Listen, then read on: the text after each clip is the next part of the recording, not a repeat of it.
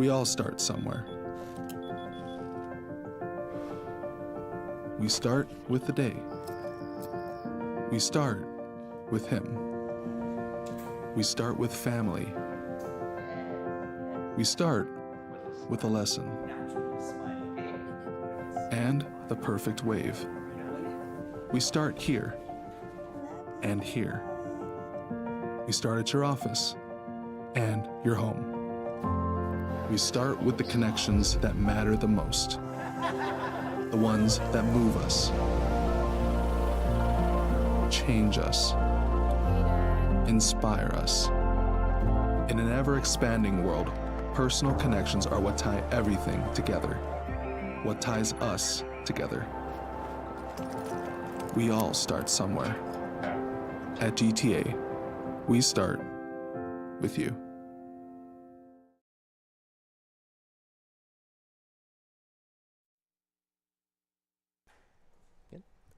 Half day and welcome everybody. Today is the day. Today we will be entering the finals for the Spring League of Legends Tournament 2024. Today we have Top Gap versus Drex's Uncles. I will be casting today's game and Jarkins will be joining me casting. He's not in here right now, but he'll be in soon. So yeah, it's a lot of stuff going on today. It's the season finale for this tournament, and there's been a lot that happened in the last month. And I'm really excited to see what these two teams are going to show us today, because these two teams, they're going to be, it's basically the coaches versus the students kind of thing. And I'm really excited to see the matchup. We've come a long way, and I'm just really excited. And for today, I just want to thank our sponsors: GTA, Pacific Federal Management, NACE, Pacific Data Systems, MacTech, Global Recycling Center, and Micronesia Brokers, Inc. And right, let's get to the game, guys. All right, okay, so looks like in the banning, Nautilus will be banned out first. Not much to say for that one. Nautilus is a pretty strong engaged support.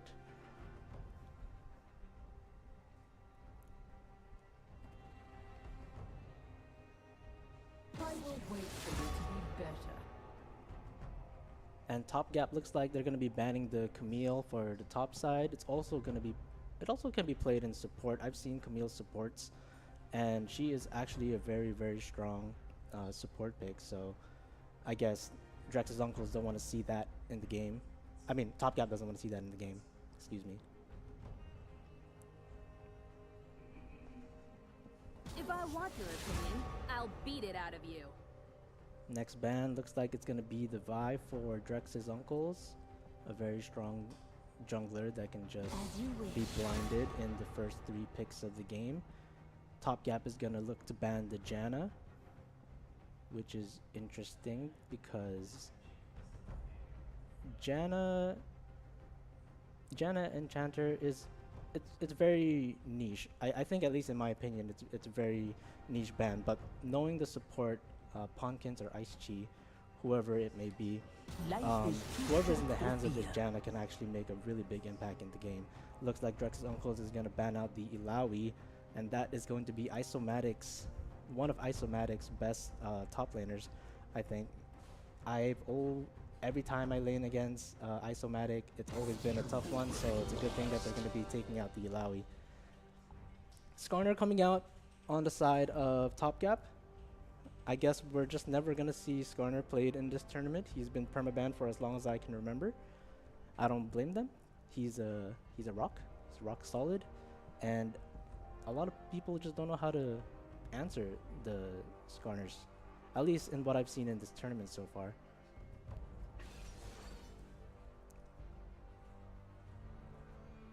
Alright, Lucian's gonna be picked up first for Drex's uncles. Lucian, a very strong ADC in the hands of Dunna. Dunna's Lucian has been destroying the bot lane.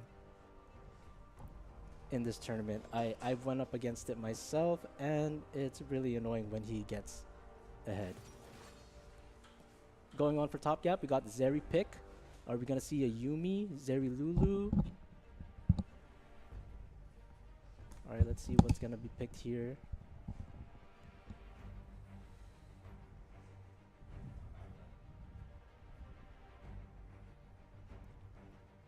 Okay, and they're gonna secure the Ari?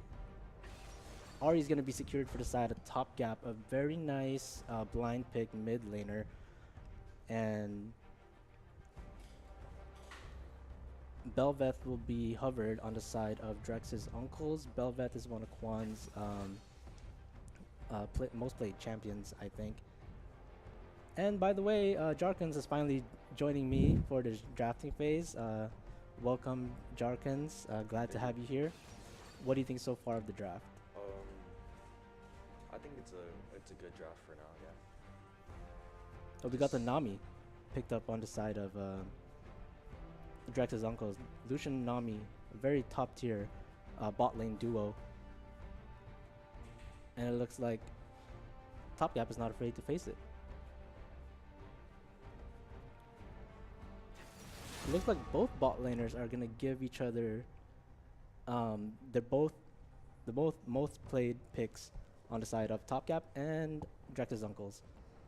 Going into the second banning phase, we have top lane and mid lane still up. Mordekaiser's gonna be banned on the side of Top Gap. They don't want to see Mordekaiser isolating the hyper carries. That's gonna be on the side of their team.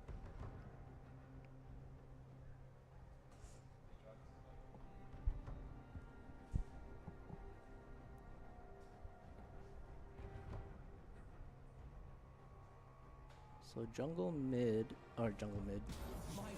top is still gonna be available for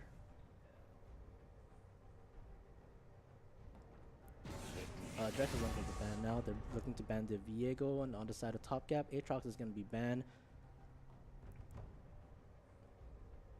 Aatrox is such a good top laner, man. In the right hands, he can go super ham on these games, and I believe on the side of Drex's uncles, Drexstar actually plays a really good Aatrox. So it looks like Isomatic doesn't, Top Gap doesn't want to deal with that one. Ivern's gonna be banned on the side of Drex's uncles. Ivern is interesting. I don't know if they have any answers to an Ivern jungle if it was picked, but I did see RX playing Ivern jungle, so it could be very strong. Jax is gonna be picked up on the side of Top Gap. Yeah, it looks like it's gonna be a blind Jax. Let's see how Drex's uncle responds to this. Will it be a Renekton, Olaf, and he's gonna be picked up by Drex's uncles. Gonna be Annie for the mid lane versus the Ahri.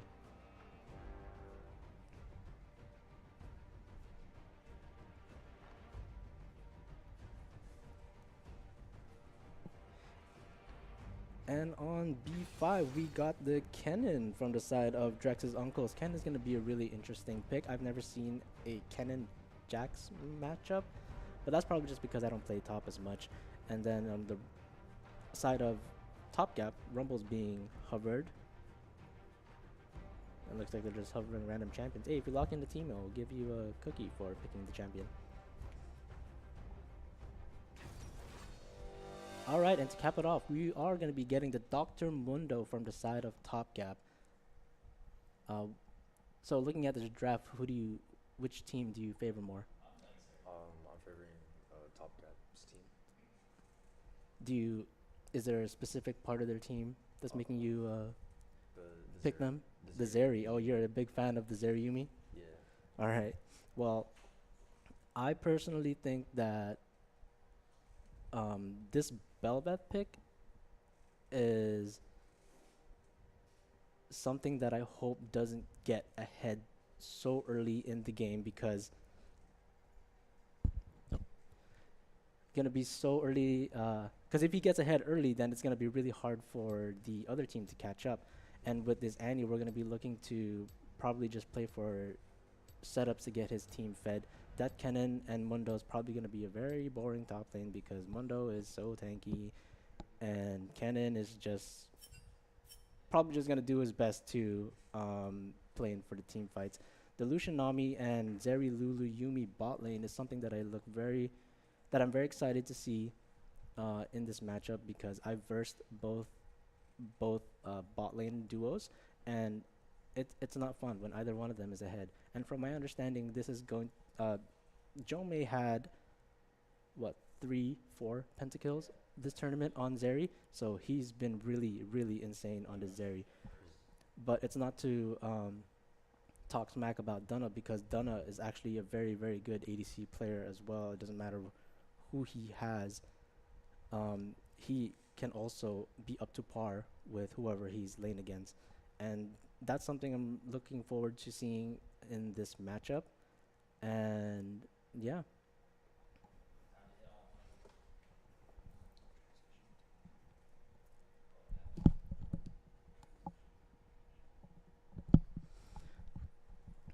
all right. So while we do wait for the game to start, we are gonna be going on intermission, and we'll see you guys on the riff.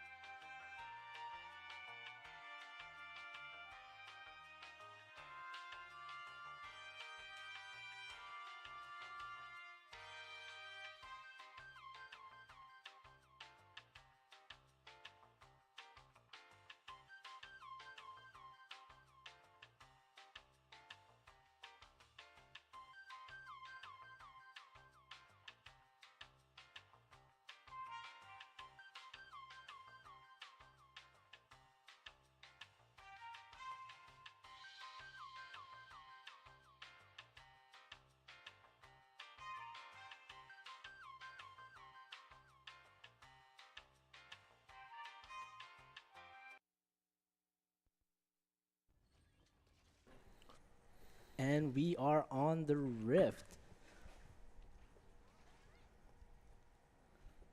So looking at both drafts, I don't know if they have potentials to do any invades. Looks like both teams are opting to do a default. Probably sit on one side of the mid brush, looking to capture each other guys out. And got Lucian in the tri bush, Yumi warding the bot brush. Gonna look for a recall. Looks like not much action is gonna be happening so far. Both teams decided to just keep it chill for the early game. This is gonna be the first game of a best of 5, so no reason to really push for the insider threat kind of stuff.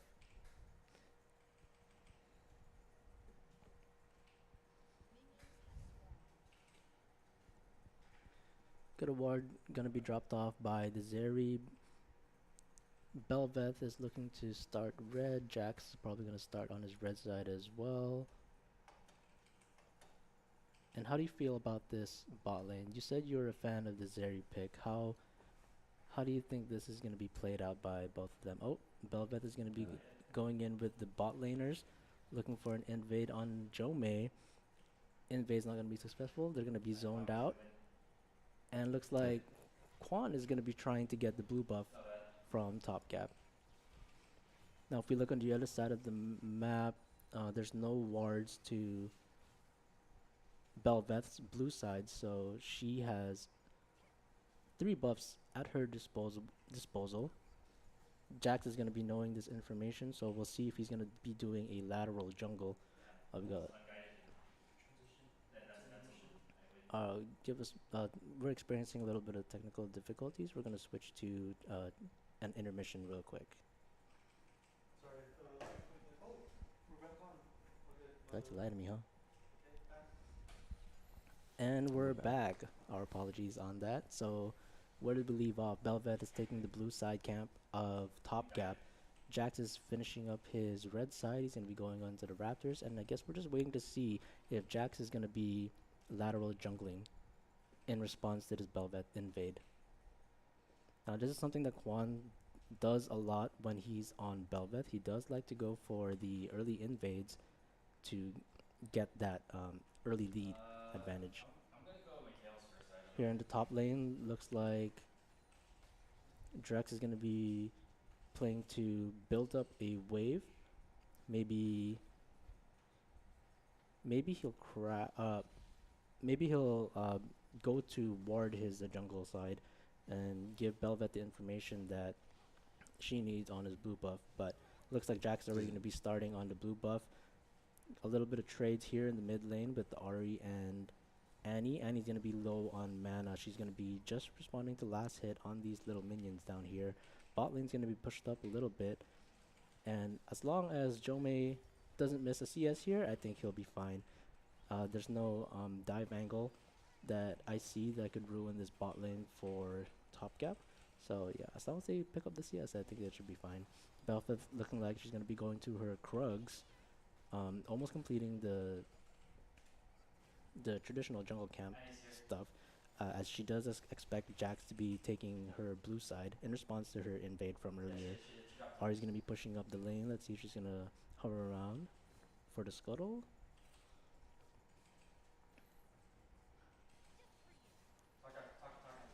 Okay, probably not. Yeah, how do you feel about this Ari-Annie matchup? I mean, Ari's pretty strong. I don't. Well, Ari's pretty strong, like at early game. I don't know about Annie.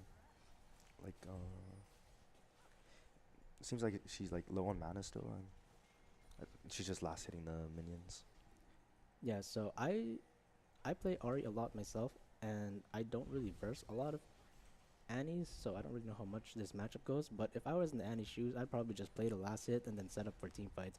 But that's just me. Belveth is going to be looking to take a recall. Jax is going to be going on his blue side, missing the vision on the Belveth.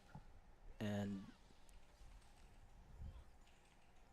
I'm just looking to see if either team is going to be setting up for either objectives. We do see the scuttle went down for the red side on top, and Quan plays got the scuttle on the bot side.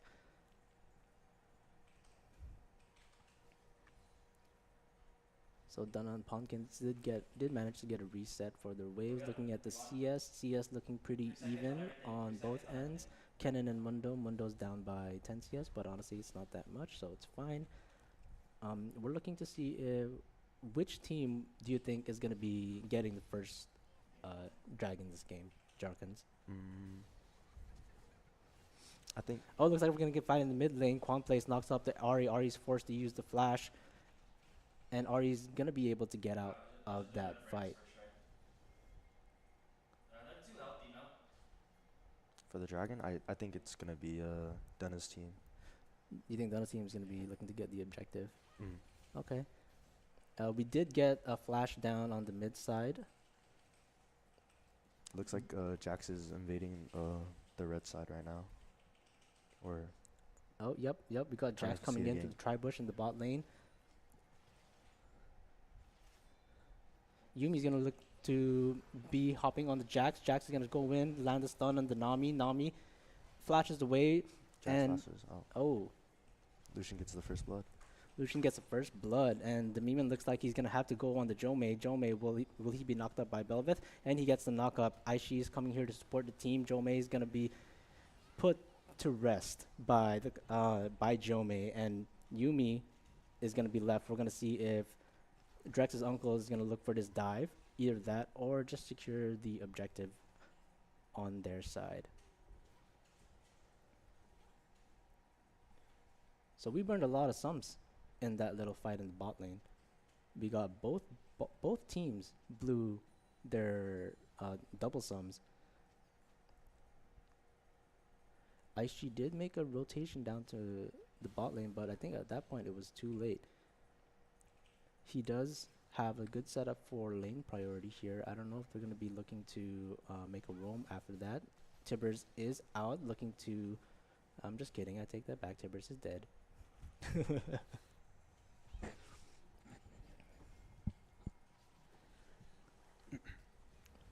Alright, can we pull up the items? Okay, so looking here, 1-0 on the Annie, 1-0 on the Lucian. Nami does pick up the Lucidity Boots. Zeri does pick up the Berserker Greaves. And Ari is down a boot from the mid lane. Dunna's going to be looked to be poked out by Jomei. Jomei is going to just auto attack Ponkins.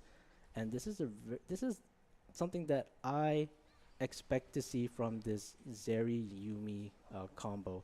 It's just so oppressive. The second a combo doesn't land on the side of the opposing team, Dunna and Nami. Luckily, Nami still has some mana to heal up Dunna to sustain himself in lane. Jomei is going to be... the Memen's looking to just poke out with his Q and hopefully land something. Seems like They're going to Jax be is pushing, gonna and Yumi's ult's going to go out. Jax is going to come from the Right. back. Will they go for this dive right here? Yours is going to be coming here to support the dive as well, but they don't have a minion wave to help them out. So they're just going to sit down here. Bot lane looks like they're going to look for a recall. Cannon's up here too to help prevent the dive from happening. Here comes yours. Will he land a charm? He didn't even know that Cannon was there. Cannon ults out. Dunna gets stunned. Jax. Jax Where's ult. Jax? Oh, Oh, he there's died. Jax. Cannon does get a double kill. Jomei wasn't really there to support that fight because the minion waves, the timing was just off. And the Drex was there right in time to prevent that dive from happening to kill on the bot lane. Well played from the side of Drex's uncles. That counter dive play was really something. Mm.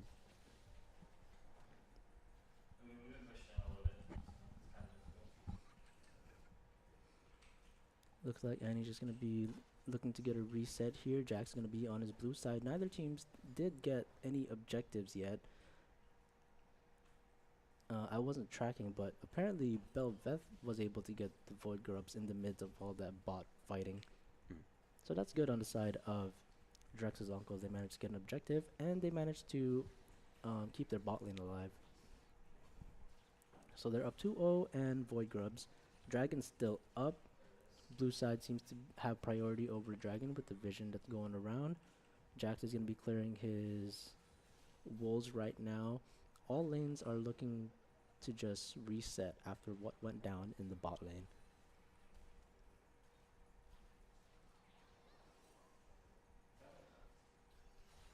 Okay, so Belveth is going to be hovering, clearing the tri-bush down a bot lane. I'm not sure if she sees the Jax that's in the bush to her top side.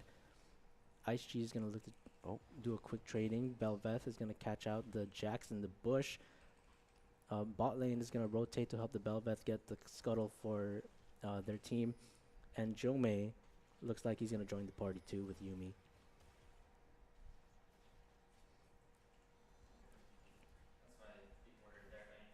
Okay, so Annie does have the stun ready. Her ult is up as well. So if anything happens, I think they could make a play. But looks like none of that's gonna be happening, as they're just gonna agree to not get the dragon. And he gets a nice, nice Oh, ulti on the stun. Ari. I honestly thought Ari was gonna win that trade, but man, she just yeeted the tibbers at her. And honestly, it's fine because not much is happening on the side of the objective. So you know, tibbers cooldown is relatively short, so it's totally okay to blow stuff like that.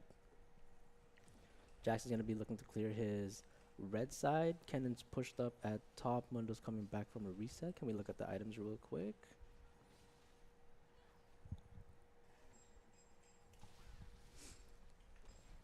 Okay, so Kennen is up by 2. Mundo got that AP. I forgot the name of that AP tank item.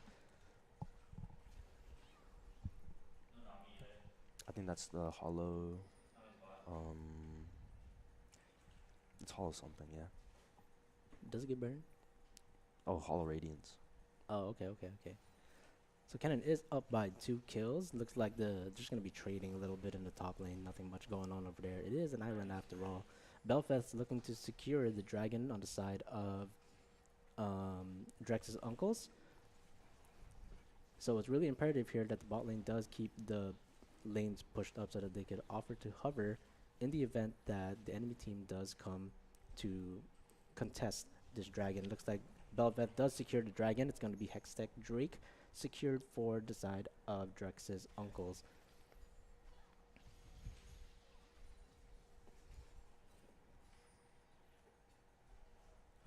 Quan on his Belvet is really something.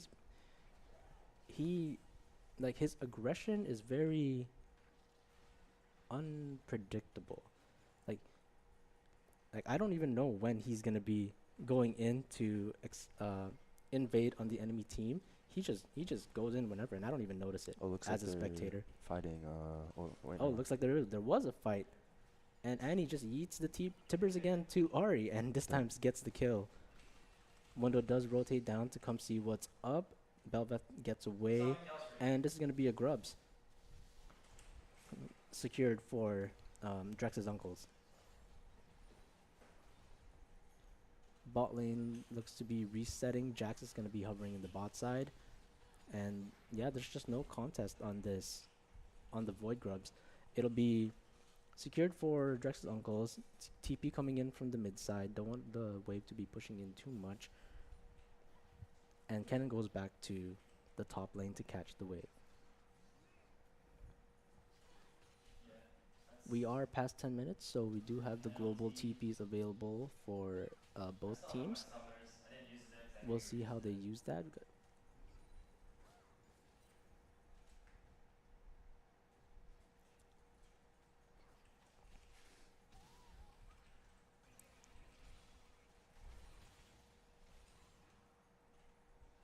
Hey, can we look at the items once again? Okay, so we got the static shift picked up on Zeri. She is 20 CS above the Lucian. Lucian does have a Kraken Slayer. Nami is working on towards that Moonstone. The Kitty Cat has the Bell. Ari with the Malignance. Actually, both of them have Malignant start. Kennen is down 20 CS to the Mundo, but he does have 2 kills, so he's still up to par with the items on his belt. Bot lane looks like it's going a little bit smoother than what I'd hoped to see. I was hoping to see like reckless fighting from the side of both teams, because both their ADCs are very aggressive people.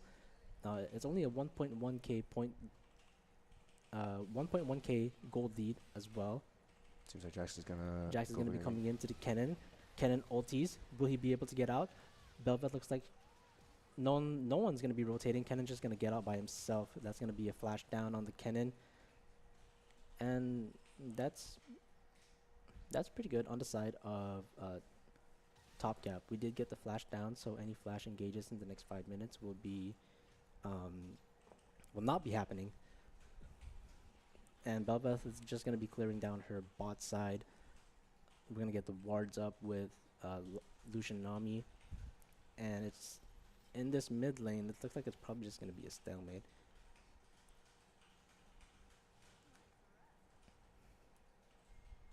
Seems like Mundo's Oh, we got a TPing down. TP in coming in the bot lane. Mundo's going to be TPing down. Belfast is going to be looking at the Groms. She sees a TP. Another TP coming down from the side of Kennen. Yumi ult. Zeri is going to be looking to kite. Palm Plays comes in with the Belveth, and they do get the kill on the Zeri. The Memon going to be alone, no one to turn into. And Belveth is going to secure the kills for the side of Drex's uncles. That was pretty clean. And looks like they want more. These guys want more. The Belveth, she is hungry. And Ari's forced to use her Spirit Rush to get out of the fight. Wow. Very well played on the side of Drex's uncles. They did manage to secure the turret. And that ward down at the bot lane really helped with that gank. And it looked like it was going to be in the favor of Top Gap, but man, the Belveth was just able to secure both kills, and it looks like they're going to be having the priority for the next objective. Objective does come up in about a minute or so. Top App is looking to clear out the jungle to get some vision. Kennen going back top lane, he has no TP, so he does have to be careful. If they do plan on getting the objective. Dragon's coming up in 10 seconds. Zeri Yumi is going to be pushing in the bot lane. Lucian Nami's just coming up to meet the wave, stop it from pushing any further. Nami's going to try to clear out the wards. Zeri and Yumi does get out of bot lane to help with the dragon. Will they be pulling this dragon out a little bit? Yeah, it looks like they're going to pull out the dragon a little bit. We got a pinch coming in from both sides. I got a flash stun coming into the Annie. Annie goes down. Jome gets the kill. Yumi ultimates on the side of Top Gap. Belveth is going to go in. And Belveth actually secures the dragon from Top Gap. Did you see that? Mm-hmm. I saw that. She just went for the dragon, and when they were fighting. Oh, wow. I was just so focused on the fighting. I didn't even see Belveth come in to secure the dragon. Well played from the side of Quan. Quan plays for securing the Drake for their team. They do have 2 Drakes on their belt. And what Drake will it be? Did it show yet? I think it was the chem. The Chemtech Drake? The Chemtech. Okay, so it looks like we're going to be getting a Chemtech Drake this game. The gold lead is still 2k, so it's not too bad, even though it's a 7-3 gap in the kills. Belveth is going to be looking to get the Herald. Bot lane and top lane is here to help secure it on the side of Drex's uncles. Ari's going to be rotating bot lane, while Zeri Yumi will be in the mid lane in the event that they do contest anything that happens on the top side of the map. No TPs available on the side of Drex's uncles. I mean, it is coming up soon, so I think it'll be fine. Got the tier 1s down. Top side and bot side tier 1s are down on the side of Top Gap. And the tier 1, all tier 1s on Drex's uncles are down as well. So we've got Baron coming in 30 seconds. Are any of these teams down for the Brown to get an early Baron? I'm hoping to see an early Baron skirmish. Mm-hmm. And can we just pull up the items real quick? Belveth has a Kraken, a Phage, Jack, Triforce, Boots. Then bot lane, Dunna looks to have an item up on the Zeri, which is surprising after being down 20 CS for like the longest time in this game. So Baron is going to come up. Looks like the blue side does have priority over Vision for the dragon. And I don't think they're going to be starting it anytime soon. Everybody's just trying to catch up and maintain the tempo that they are trying to set for themselves.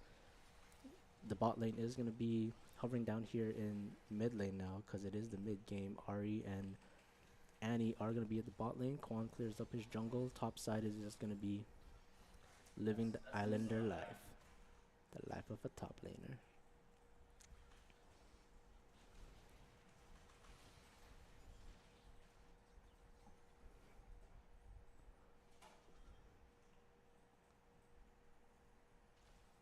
Oh, Belvette's 2 levels above the Jax. What the?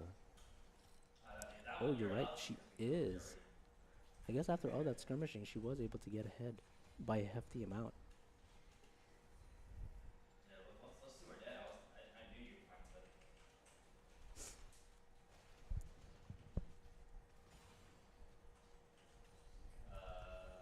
Okay, so nothing much happening right now. Both teams are still just trying to farm it up. Zeri just picked up her Navori Quick Blades, and she is going to match the items that she has with Lucian. Lucian is up. Oh, Lucian didn't even finish his boots. Looks like they put Rift mid. Rift is going to be going down to mid. Oh, okay. Are they going to ride it? They don't want to ride it. They don't want to ride Shelly. Ah, Shelly's not going to be ridden. That's okay. Looks like it's just going to be a little bit of an ARAM right now. Both mid laners are down. The bot lane top side is going to be hovered down by the Mundo. Quante is looking to get an angle on these bushes by the Raptors. And Dragon's going to be coming up in a minute. Dunna's going to E in, look for a quick trade. And Quan catches off the Jax. Jax is going to be looking to stun Quan. And he gets out of there. Nami ult does go through. Lucian ult does go through. We got a TP coming in from Annie. Annie will she be able to get a setup? No. Everybody split up. Red team is split up. Yours is coming down, running away. He's trying to just poke everybody out with his skills. He doesn't have ult though. Or does he? Yumi does go in there. Kennen Kennen's ulties. And Zeri returns it back with the ult herself. Yumi does push out her ult too. Dragon's coming up. Aishi's going to get poked down. Aishi goes down. Ponkins and Lucians they just dead a dip. We got a triple kill coming in from Jomei's Zeri. And wow, that was an interesting play because for the longest time, top gap was split. And oh my gosh, this Mundo just goes in on the Belveth. And he survives. And he lived. He goes out on the Belveth and the Lucian, and he lived with 1 kill, with a 1 kill advantage. Well played on the side of Top Gap. Top Gap does secure the dragon for themselves too. Oh, looks like it's gonna be a Mountain Drake, not a Chemtech. Okay, so we got Zeri is 5-2. She got the Navori, the Static Shiv. Lucian is 30 CS down. Hasn't died yet, and he finally finished his boots. He does have the Kraken, Navori, so he'll be fine. As long as he's positioned right into team fights, then he'll be good to go. It was very unfortunate that his ult and the Nami ult didn't catch anybody in that little skirmish up at their blue side.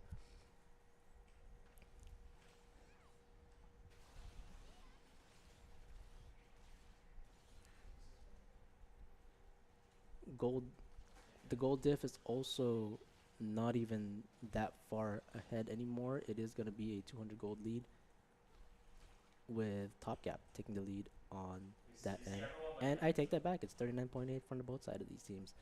So gold is even on both teams. And it's just a matter of who plays their cards right.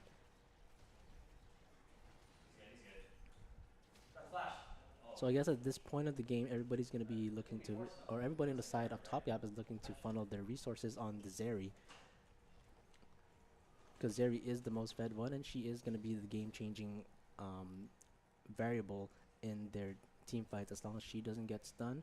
But let's not also forget that the kitty cat does have the stun cleanse thing ready for the Zeri in case it does happen.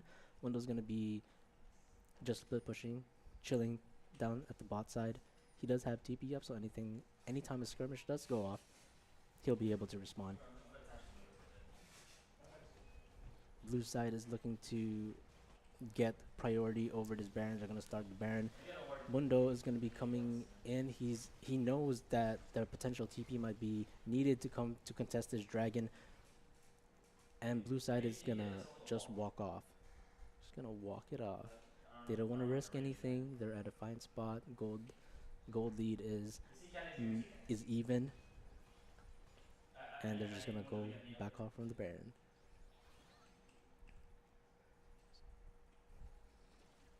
Okay, since blue side did leave the Baron, red side is gonna be looking to clear the Baron for themselves, regain that vision. Because right now it's the only objective that they can play for right now. Belva is gonna clear her red. It is the purple camps now, so that means everybody gets the red. You get a red, you get a red, you get a red. Jome does pick up the Runon's Hurricane on Zeri. He is 3 items now. Lucian is building into what looks like a Lord Doms. He did pick up the Last Whisper. Both teams are still hovering around the Baron. This is an objective that's probably going to induce the next team fight for this game. Oh, they're going on that Pixel Burst. They don't even know that the ward was there. Pumpkin's just going to be sitting out in the tri-bush waiting to see if anything happens. Belvet is going to be hovering around the blue side of her jungle. Annie is in mid lane just doing Annie things. Getting ready to yeet Tibbers again at the enemy team. Red side is going to get priority over this Baron. Looks like they're not going to commit to it. Quan Plays does get the Jax isolated. No one wants to pick a fight against this Jax. Everybody's being pretty careful right now with their decisions. Nami's going to clear out the vision. And I guess it's just a bouncing back of vision. Looks like Belvet is going to go in on the Jax. Jax managed to get out safely. And Lucian burns a flash. Ooh, that is very risky. We got Dragon coming up in 1 minute. It looks like Lucian has to play pretty careful now that his flash is down. The next fight is looking to be a dragon fight, and blue side is just going to be trying to get the vision around the objective to see if they can secure the vision and get the drag from themselves. They are up 1 drag, but anything can happen between these 2 teams. The Sums are up on the side of top gap for their bot lane, so they do have a summoner spell advantage.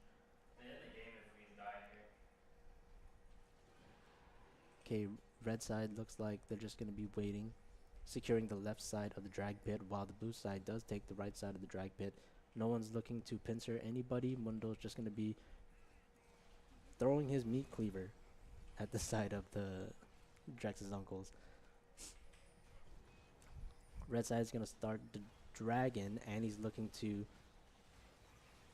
come from behind. She does have flash available, so in the event that they want to commit, she can just flash ult into the enemy team. Kennen goes in, ulties, and he flashes in as well, ulties, and Lucian's gonna ulti as well, get the kill on everybody.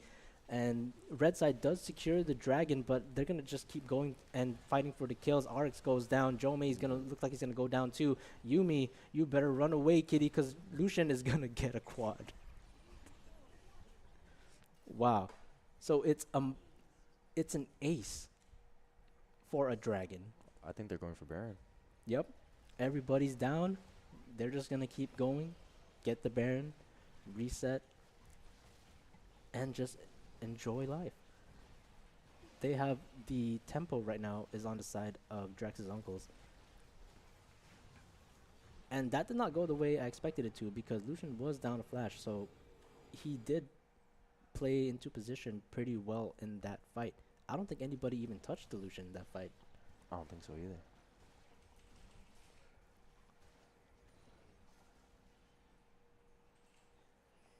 Blue side, blue mid is coming into the tier 2 turret, but you know, Jome made it to clear out the wave. Ari's gonna be chilling in the bot lane. Can we take a look at the items? Ari has the Malignance, Horizon Focus, and she's gonna be looking to build a Void Staff. On the side of Drex's uncle, Lucian is 5-0, and he did manage to get the LDR after that skirmish that happened in the drag pit. Zeri is still going to be 3 items. She did build a QSS to avoid any CC on top of the Mikaels that Yumi has for her. Kennen does have his Zonia's Crypt Bloom ready. And it looks like Quan is an item ahead from the Jax. The Jax is building a bruiser build.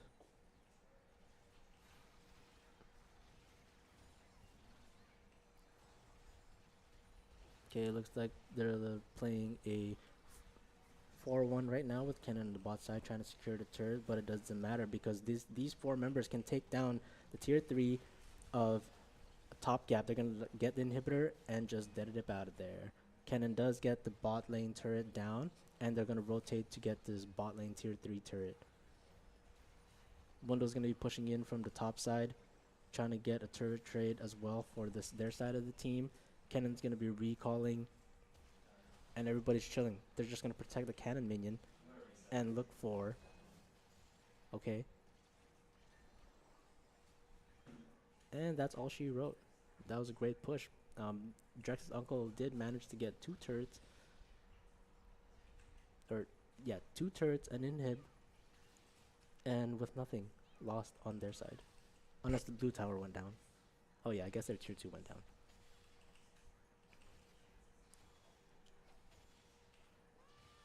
Both teams do have 2 Drakes each.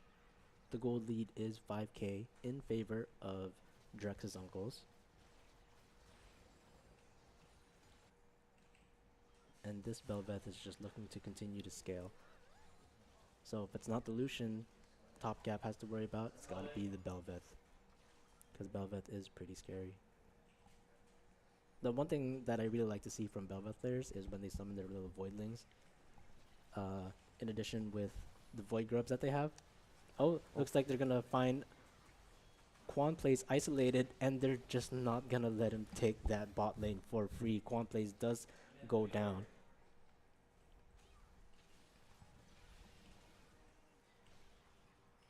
Looks like they're gonna get this top tier 2 Yep. turret. They're Yeah. fighting for it. They want to trade, knowing that everybody was down at the bot side. They're gonna try to look to get the top side secured on the side of Drex's uncles. Bot lane did manage to.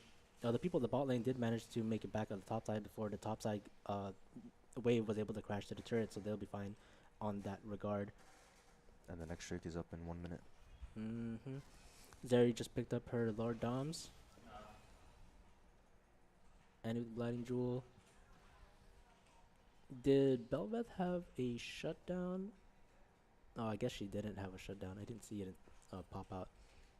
But very well played, both teams. They're just still trying to match the tempo that Drex's uncle is setting out for themselves. The Drake is coming up in 10 seconds though. Red side looks like they have their priority on that. Annie doesn't have Tibbers, so she can't throw her bear at people in this fight.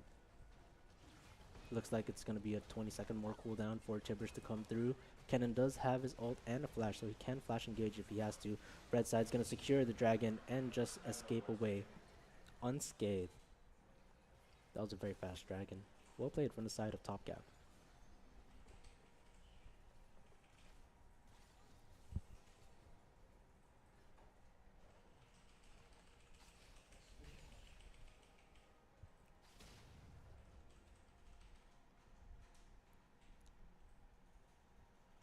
So what do you think can change the tide for top gap? All lanes seem to be pushing in. No objectives to play for. What do you think can really turn the tempo around for their team? I'd say, I think, I'm pretty sure top gap. Wait, no. Honestly, I don't know. It's a close game. Or Yeah, I agree. I feel that one last team fight will be the deciding factor of whether this game ends or extends for the side of top gap. They're going to be cheesing this bush. Mundo's going to get caught. Mundo has nowhere to run. Quan plays didn't commit to the kill on the Mundo. Mundo does blow his ult though. He has no ultimate for the next fight. Baron is going to come up in 1 minute. Blue side does have priority over Vision on that regard.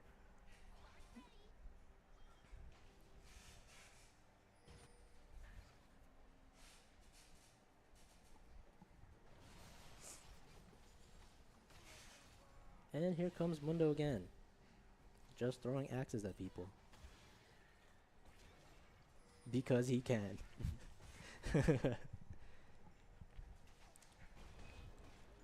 Okay, looks like everybody else is just hovering around the Baron pit. We did manage to get a ward down in the pit, and it doesn't even matter because Belveth is just going to take it away. The Scuttle does go down for the drag pit. Kennen is forced to use his ult against this Mundo. Will Mundo decide to keep chasing?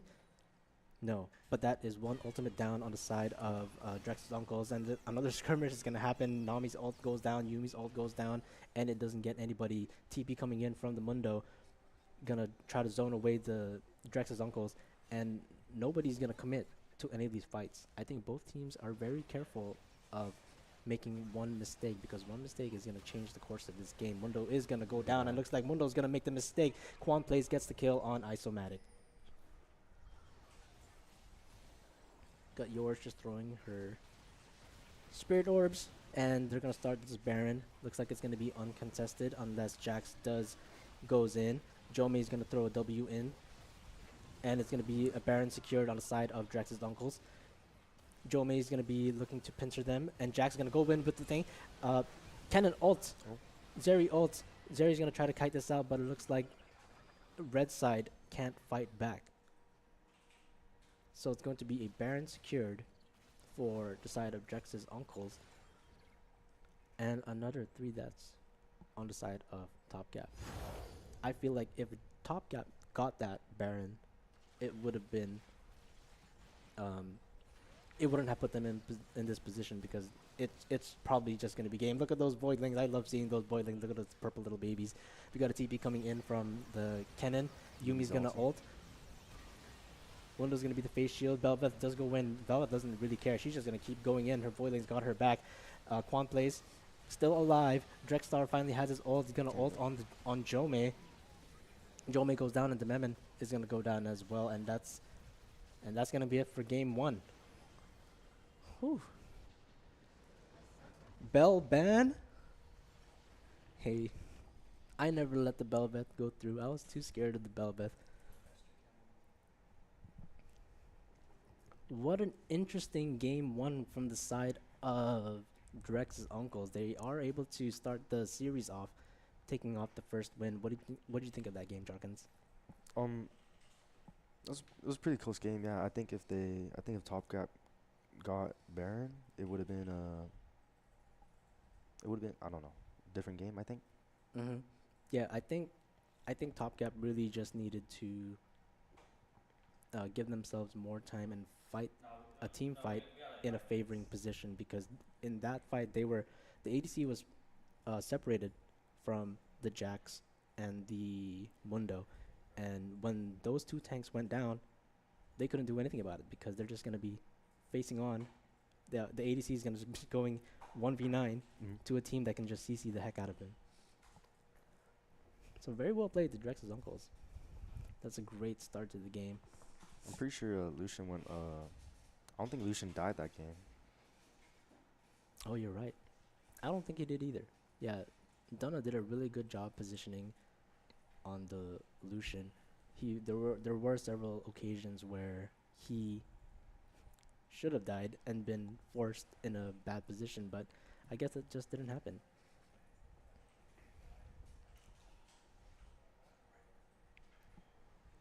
And as we set up for game 2, we're just going to be going on a short intermission, and we'll see you guys on the draft phase in a bit.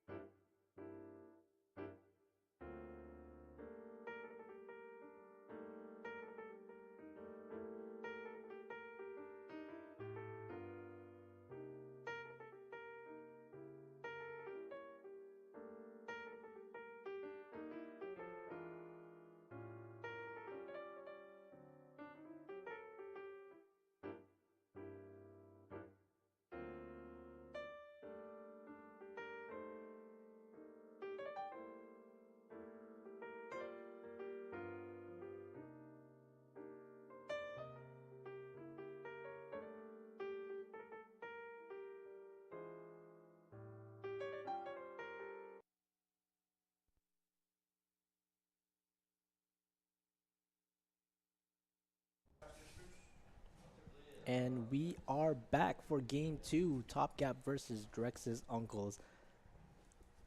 How do you think this matchup is gonna go? Any different feelings from, you're still rooting for Top Gap?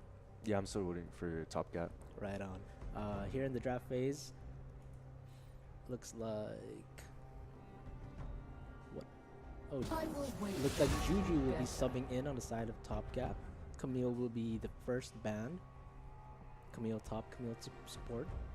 Same thing, same reasons.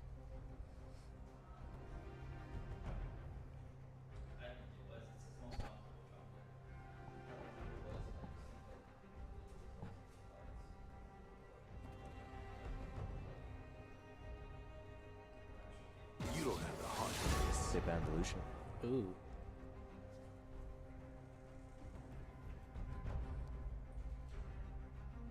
So Lucian is gonna be banned for red side. Looks like they don't want Top Gap to be As you wish. prior picking the Lucian. B1. Janna's still gonna be banned on the side of Top Gap.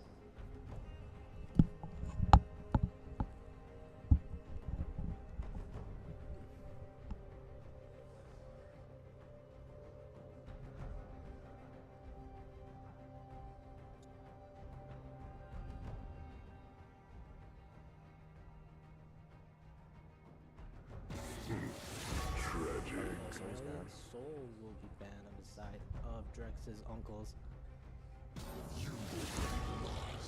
Okay, it looks like it's gonna be the same first set of bans for the side of Top Gap. The Camille, Janna, If I and want your Skarner. opinion, I'll beat it out of you. And let's see what they're gonna prio pick here.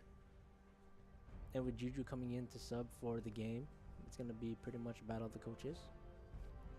How do you feel about that? Battle of the coaches. So I guess whoever wins this game is gonna be Coach Diff, right? Yeah.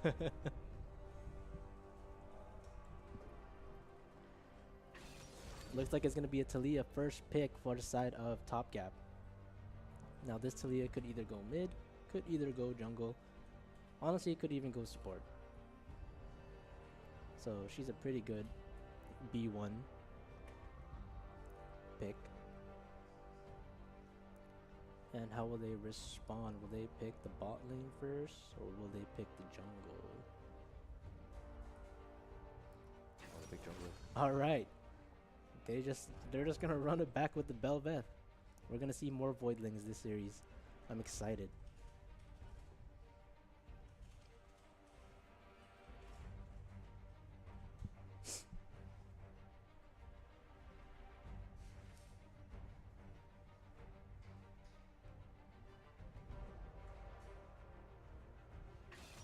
Ooh, Hui is gonna be picked up by Drex's Uncles. So actually, we've seen what Belveth can do in the first game. Belveth probably gonna look to invade again early, try to get that early snowball, and then we have Hui. Hui, I think if Ice Cheese piloting it, then it's gonna be a pretty sick game to see because Ice Cheese Hui is pretty top notch. Top Gap is gonna secure the Kaisa. Will it be Kaisa Nautilus? Maybe an engaged support?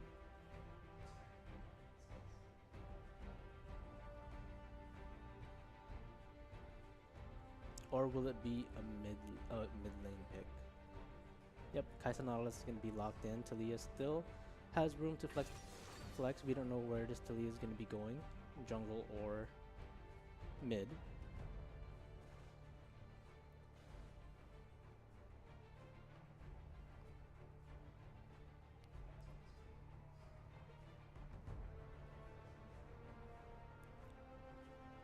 So Drex's Uncles, will they lock in their ADC?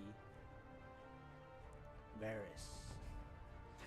Jinx, okay, cool. Jinx, one of this season's, or even this patch's, one of the strongest ADCs to come this patch. She will finally be played on the hands of Drex's Uncles. Second banning phase coming through. On the side of Top Gap, top laner and mid jungle still open.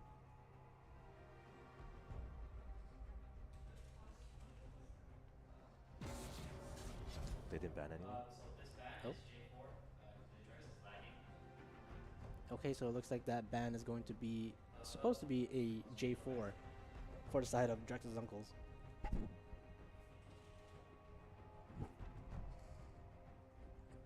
A little bit of lagging on one of their players, and so they weren't able to lock it in properly. And how is Top Cap gonna respond?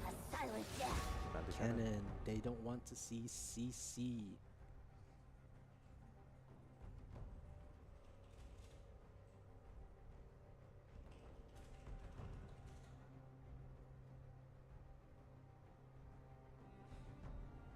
So with this Cannon ban,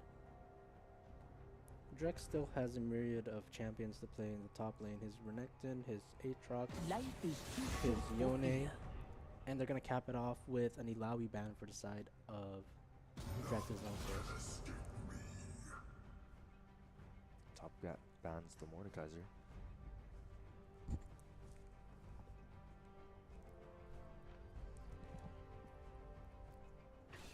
Okay, Jinx Braum is gonna be locked in for the side of Drex's uncles. And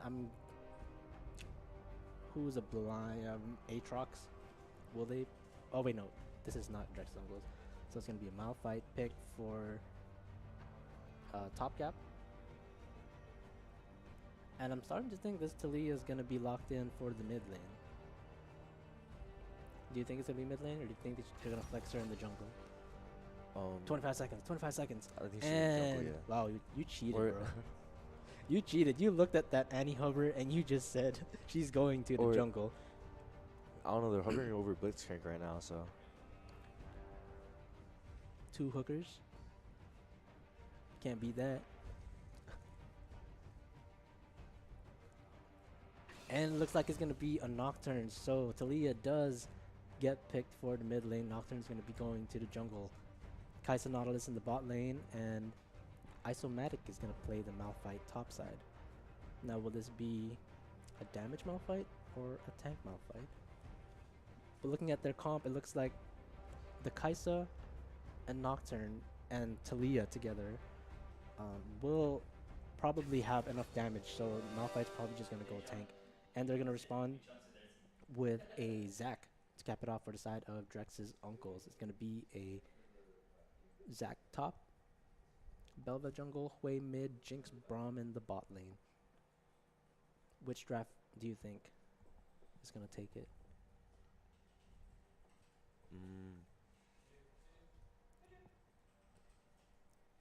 For me, I think it I'm not depends, sure. right? So we've seen what Belveth can do in the early game. It could throw off tempo when she starts to invade the opposing team. And since they're in the red side, she's probably gonna look to invade the Raptors on top gap. And as soon as she gets that momentum going in the early game, then she'll probably just be unstoppable again in the late game, because Quan's Belveth is nuts. On the hand of top gap, it looks like they're gonna have to set up plays very carefully, because one out of position play coming in from either the Nocturne or Talia is gonna change the way the team fights are gonna go for top cap. So they gotta be very careful how they play out their team fights. Their biggest obstacle right now is trying to take the Jinx, isolate the Jinx from everybody else. But if Belveth gets fed, then they're gonna have to worry about the Belveth too. So there's a lot of room for error in the setups for the team fights for top cap. So I think Drex's uncles, I think I like their draft more. But I've never seen Jomei and Kaisa. If he goes crazy on her, that'd be crazy to see. Kaisa is my favorite ADC.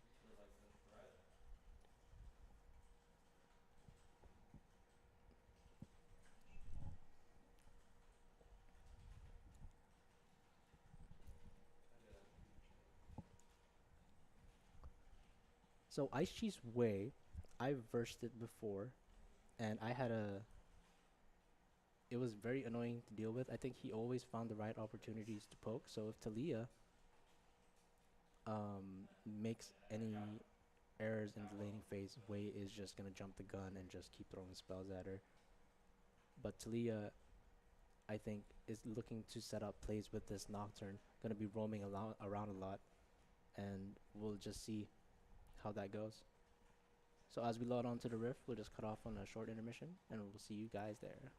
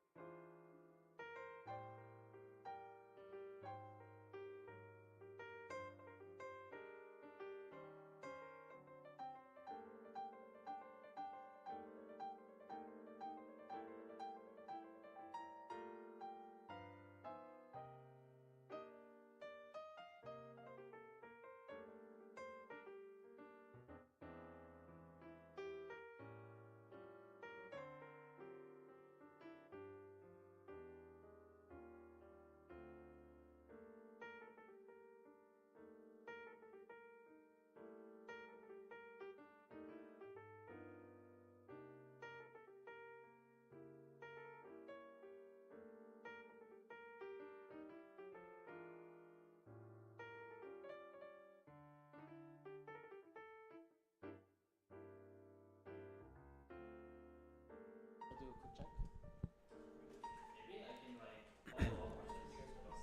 Okay.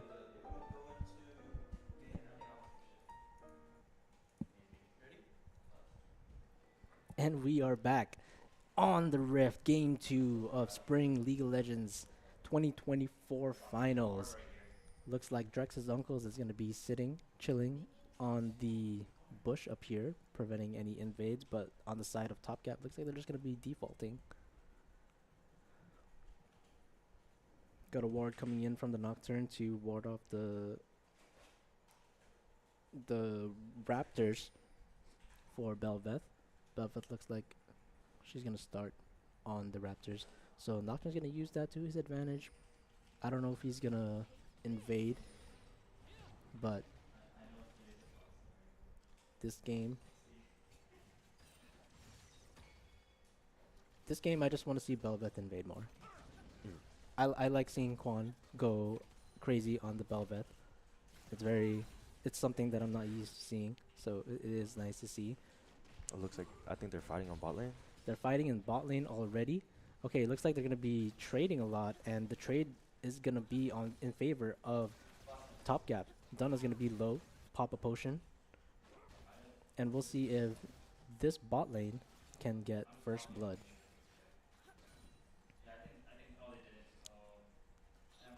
So Jomei and Dememin looks like they're going to get the level 2 first. Jinx is looking to see if she can recall, but she's going to lose a lot of resources because the next wave is just about to come in. But I don't blame her. She can't do anything about it with that amount of health left. Top lane looks like it's going to be it's a battle of the tanks. Mr. Green Guy and Mr. Rock. So Belveth is looking to just do a traditional jungle clear. She is going to finish clearing her red.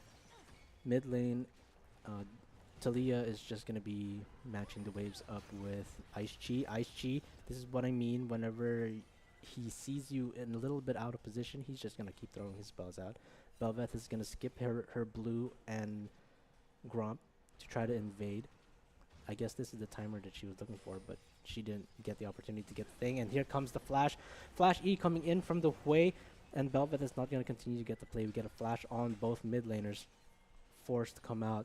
Nautilus is going to be hovering the mid lane too to see if he can help out the mid lane. Braum and Belveth is in the area. Braum is there, just chilling. Scuttle's coming up, so it's gonna be a Scuttle grab for Miss Belveth over here. Bot lane, isolated ADCs, just gonna be farming it up. Both supports are coming back in the bot lane. Nocturne was able to get a reset off of that. Juju's gonna be poked down low. And Belveth is just gonna continue her clearing her blue side. Probably get a reset after that.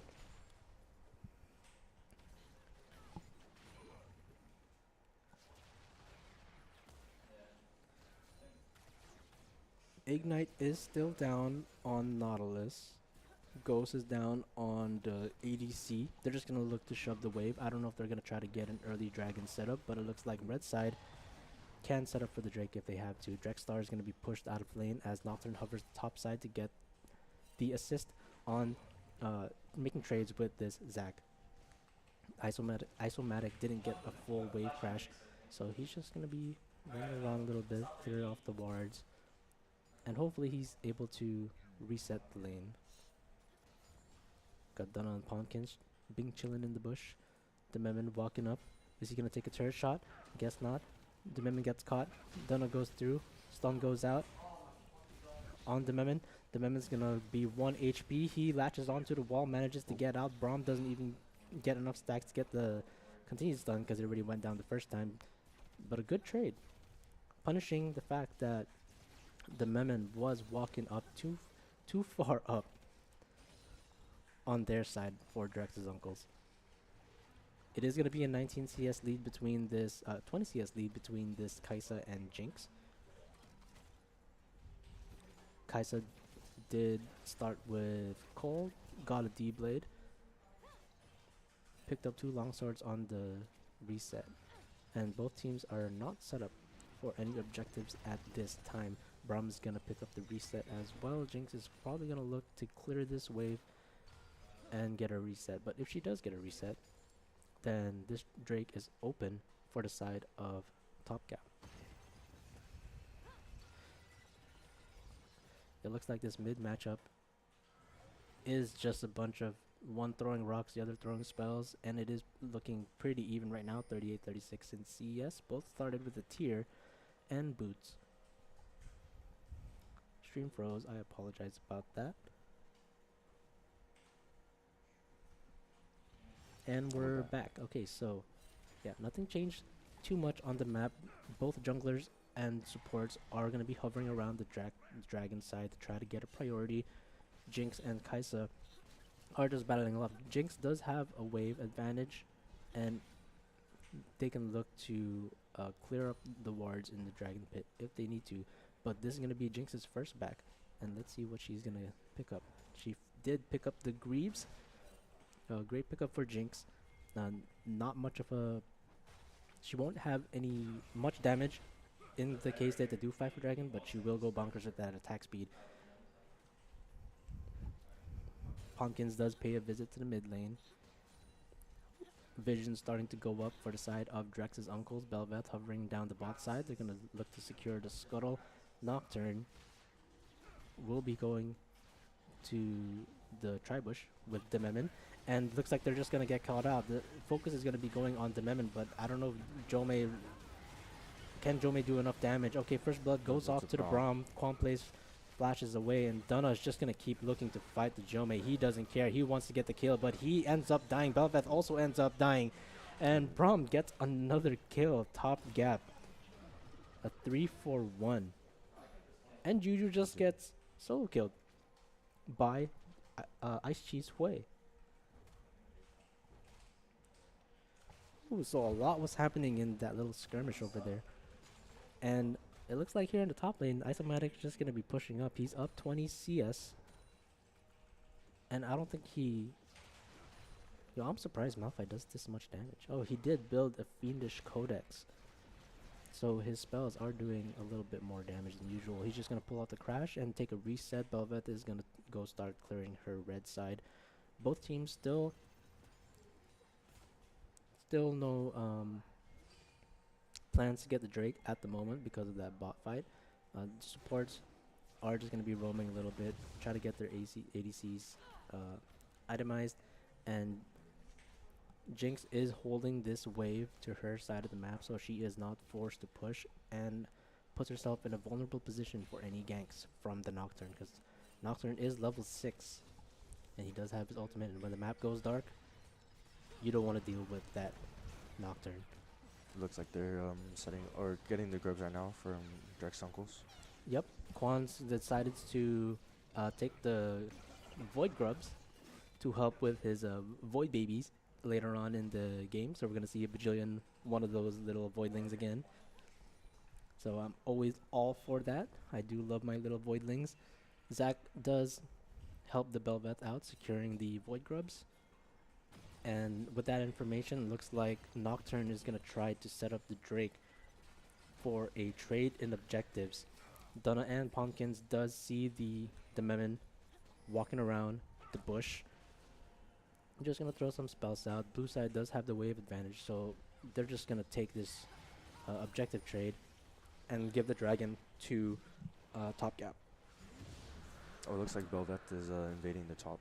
Their top. Oh, yep. Top gap's top You side. were right. Bel'Veth expected the dragon take while she took the grub, so she is just going to take a little bit of the top cap from the Nocturne. Going to go back to her side of the map and probably clear the Krugs, and make a reset. Juju looks to be... Oh, that way Q. QQ. Oh, here comes the Malphite coming in to punish the low HP Hui. Well played. Nice roam from Isomatic, picking up the kill.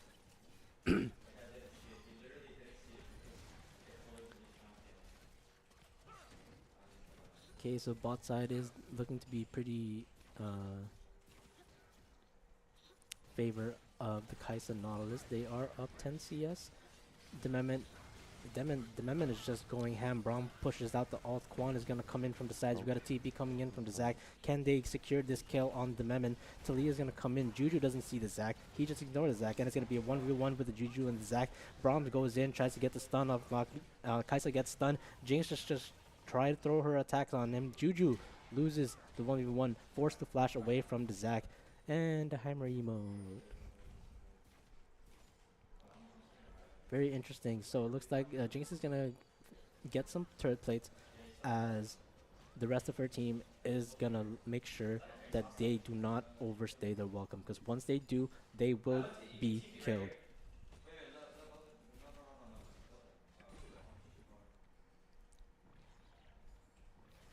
Okay, Drex and Quan still hovering here in the bot lane, looking to take a recall.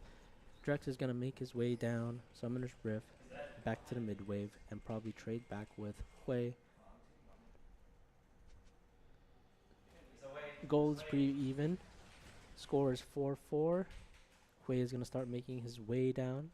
Make his way down back to the mid lane. And probably going to trade back with Zac. Go back to where they belong, you know. A TP is down on the side of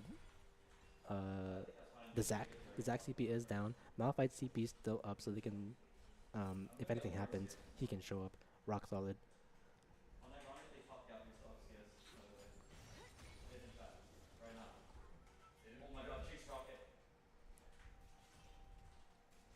Okay, so the next objective is looking to be the Void Grubs again.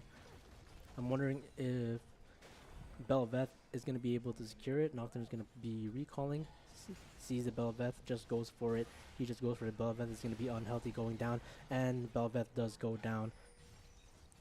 RX does take the kill on the Bel'Veth, which is pretty good because Void Grubs is coming up pretty soon. Ice Chi is... He has a Lost Chapter. Got Ionian Boots for the Talia. Mid lane's looking pretty even. Bot lane's looking pretty even as well in terms of items, but let's not forget, Kaisa does have the call, so she will have an extra, was it 180, 300? An ultimate is going to go down for the side of the top gap, and Braum's going to throw his ultimate in return. Nocturne is forced to flash. Jinx uses her ult and misses. She sends that ult to Saipan. Well played. And it's going to be a stalemate in the bot lane.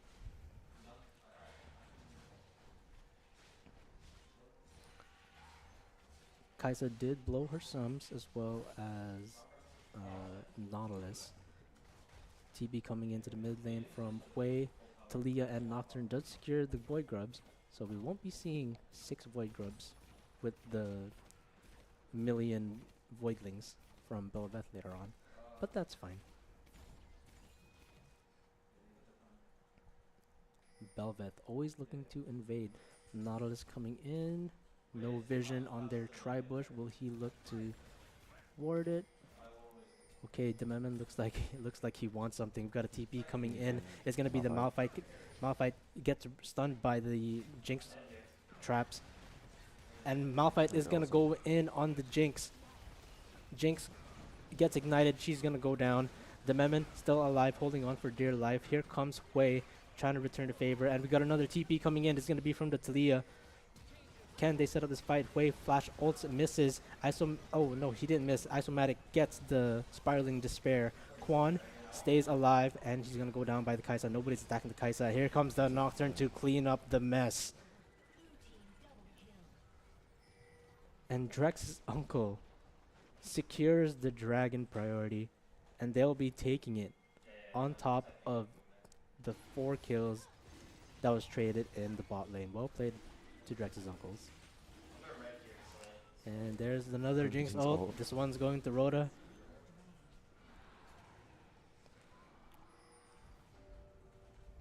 Alright, it's gonna be a Cloud Drake this game. Gold lead is starting to go up a bit. It's 2.3k ish. You know, nothing is set in stone. Hui is 1-3. He just finished his Seraph's Embrace. Talia is almost done with their Seraph's Embrace, and she did pick up the item component to start building the Andrews. Herald is going to be started off on the side of top gap. Bot lane is going to make a swap down to the mid lane, make sure that Rift Herald is secured on their side of the team. Bot lane, Dunna and Pumpkins are going to make a rotation to the mid lane. Hui is going to replace them down at bot. Rift Herald is secured by top gap, and Isomatic is just going to throw rocks at this Zac. Okay, we've got pings coming in from the Nocturne coming in to make sure that they get this Belveth, and they get the kill on Quan Plays as he is taking their red. Quan Plays didn't see that ward, so they were able to get that advantage on him. It's going to be a little bit of an ARAM here in the mid lane. All 5 members are in the mid lane trying to get this turret down. Hui is going to push the wave down. Talia is going to respond. Rift Herald is going to be ridden by Arix. And they secure the turret. And here comes another one. Let's go. Alright, so they get a 1.5 turret down in the mid lane. Dunna's just going to be poking the rockets. Will Braum get the stun on the Nautilus? Nautilus gets hooks away, but doesn't make it too far because he is too slow. That anchor is weighing him down. Drexstar is going to be coming in, and Juju is going to be returning from the bot lane as well in case anything does happen. Juju does have his ult up. Nocturne has his ult up as well. Isomatic is looking to take this top turret, and everybody's just going to go about their merry ways. Bot lane is going to take a reset. Over here in the mid lane, Nocturne is going to continue farming. Here comes the Zac, but I think Isomatic, he doesn't care. He just wants a turret. He knows he's not going to die that easily to the Zac, and he just gets away. And Zac is he going to chase him down? He's going to chase him down. Okay, here we go. Okay, never mind. Cancel. He don't want to deal with it.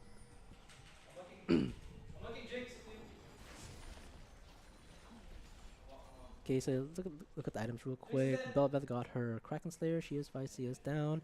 You've got the... What is this? Stormbreaker on the Nocturne. I forgot that item called.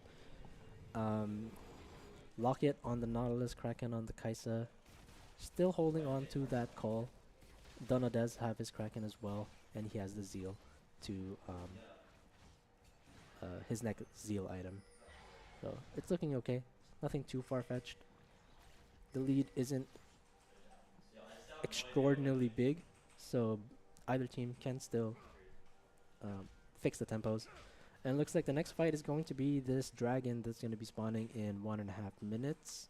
Red side is starting to prep for it. They do have vision on the bot side. That pink ward is still in the brush. Nocturne is going to clear it though. And their scuttle vision is going to go away too.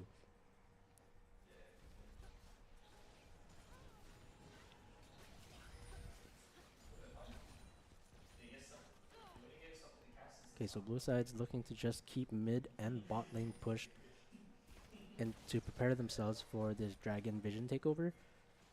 Braum is going to be hovering in. Pawnkins gets the vision down. Jinx. Kaisa. Kaisa almost destroyed the ward. Not enough attack speed, unfortunately. Isomatic does get the kill on the tier 1 top turret, finally. And he's going to start making his way down to the drag pit. Oh, Dememen gets caught out by red side. Quan plays, is going to go for the kill. And he secures it for himself. That's going to be one man down for this dragon fight. Talia is going to continue to look for a recall. Isomatic is going to be hovering down mid. He's going to TP top. Okay, so it looks like the plan is to just give them the dragon and try to keep the waves pushed out. Hui is going to respond to that Malphite TP. And it's going to be 2 TPs down, 1 for the Hui and 1 for the Malphite.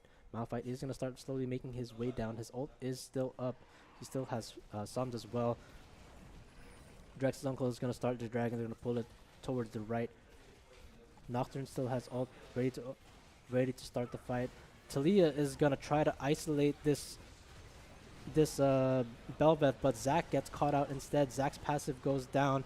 Hui is going to have to flash out, but Jome is going to use the Kaisa ult to get to close the gap, and Dunna is going to get Nautilus ulted as well. He flashes out. Isomatic is just going to keep locking in on him, and Ice Chi goes down. Quan plays goes down. Kaisa with the double kill. RX flash but doesn't secure anything, and they get the dragon.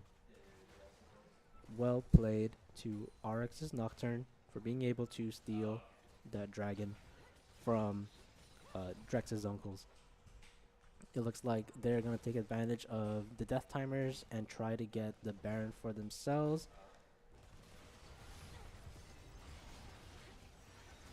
Yep, and this will be a very quick Baron. It takes like 15-20 seconds to get back from base to Drag Pit or Baron Pit. So they have a lot of time. RX is hovering left and right because he doesn't want to die to Baron. And Top Gap secures the Baron for themselves. Very well played. Looks like the tempo is going to be in favor of Top Gap. 41k to 33k gold lead, so that's almost 10k gold lead. And that's pretty insane because I think all that happened from that little fight in the drag pit. As far as I know, the gold lead was pretty close, probably like 1,000 on the side of Top Gap, but they managed to bring that up to almost 10k. So it looks like they're going to take the lead from this. Zac is starting to look really tanky right now. He doesn't have his passive though, so he's got to be careful about which fight he chooses.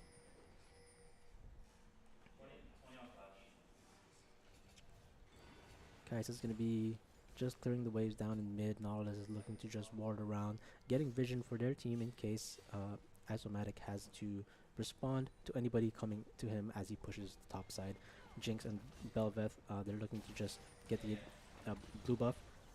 Jinx doesn't want to push far in too much because the Nocturne ult is there, ready to take her whenever.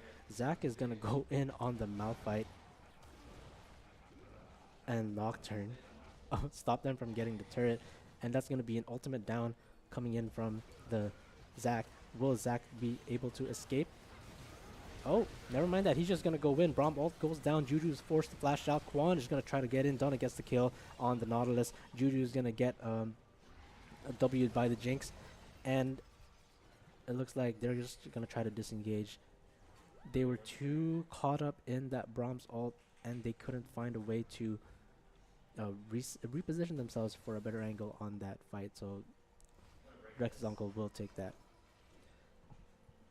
Small dubs are dubs. Drexstar is going to finish his Spectre's Cowl. Onkins finishes his Knight's Vow. Zach's all coming up soon. It's going to be soul point for Top Gap. And can we look at the items real quick? I want to see what Jinx has.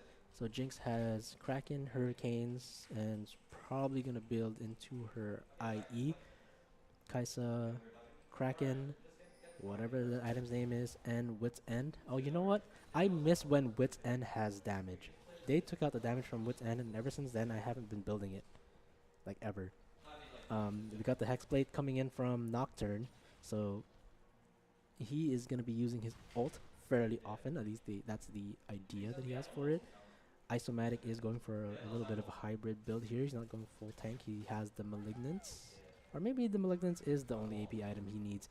He does have a Thorn Mail and whatever that item is.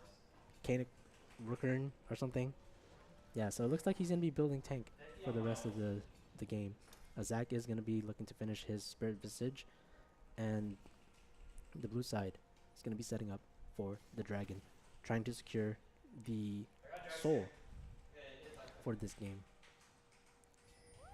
Hui still only has one item. He's sitting on the Archangel Staff and Sork Boots. He's looking to finish his Horizon Focus. And Juju is sitting on a Leandries and Oblivion Orb for heal cuts. Now both teams are just looking to see, blue side is actually looking to just take advantage of their early vision prio for the drag pit. Drag is going to come up in a few seconds, and it looks like Top Gap is not even going to have anyone contest this Drake. They're going to secure the Cloud Soul for them. Yep, just like that. And Jinx throws her ult, but this time it actually hit somebody.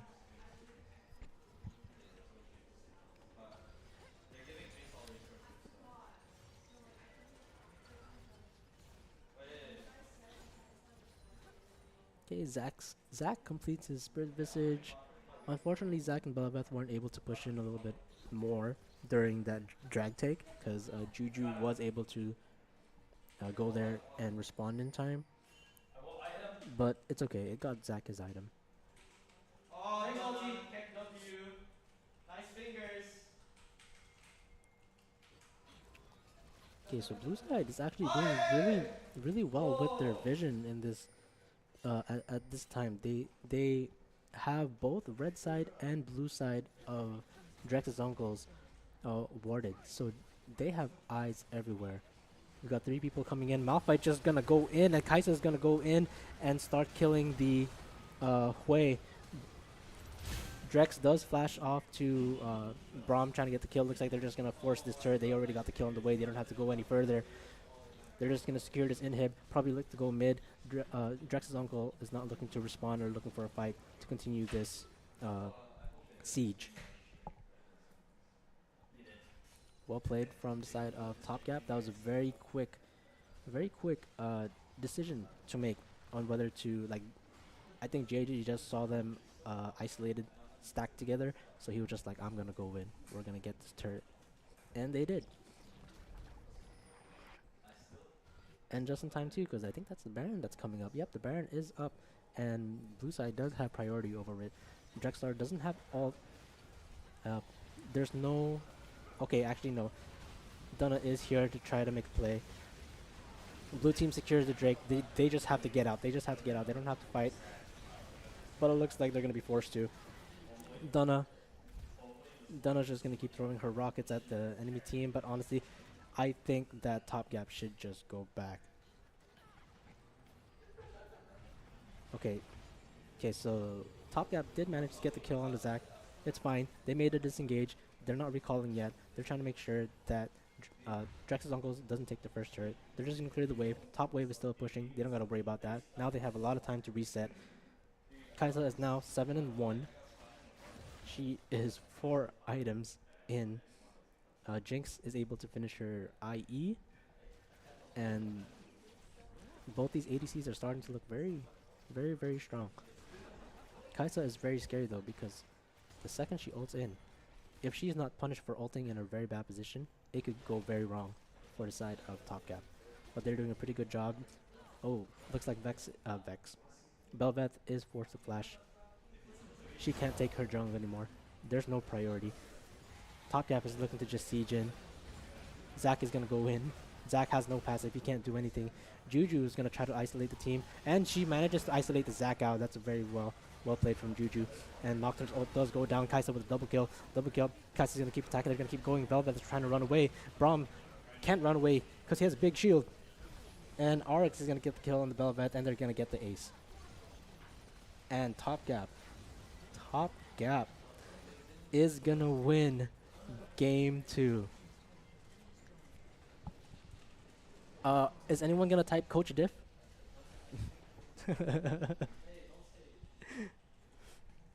Very well played to Top Gap.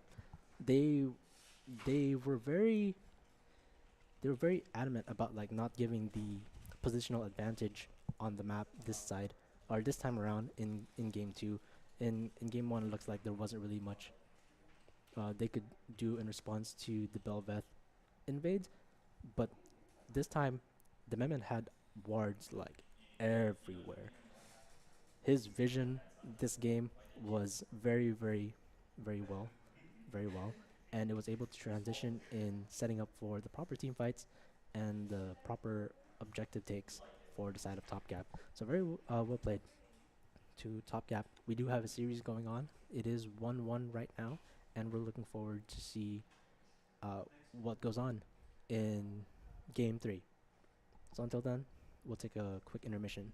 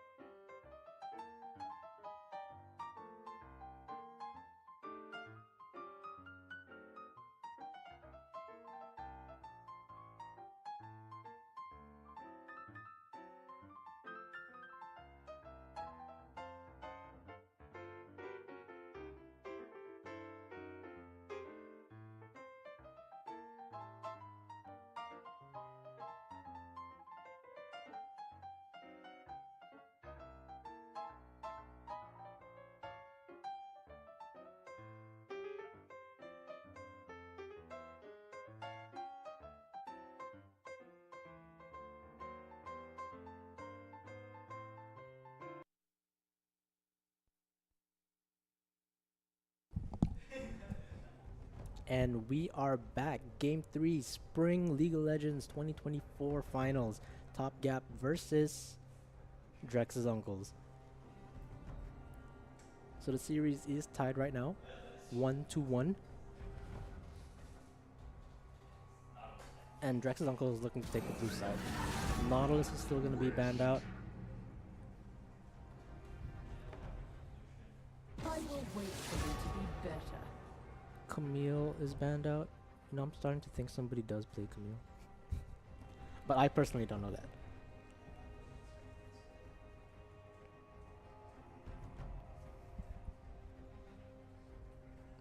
Will they ban out the Lucian? Or will they look to secure the Lucian? Or will they finally ban the Velvet? Well, I guess since they figure out how to deal with Velvet, they won't be looking to ban her. Skarner does get banned on the side of Top Gap. Aurelion Sol is banned from Drex's Uncles.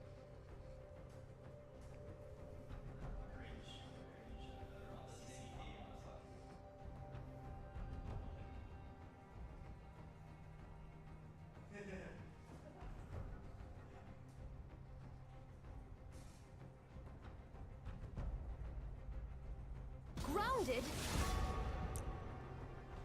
Talia ban coming in from the side of Drex's Uncle. You don't have the heart of this. And there goes the Lucian. They still don't want to see Dunna playing Lucian this tournament.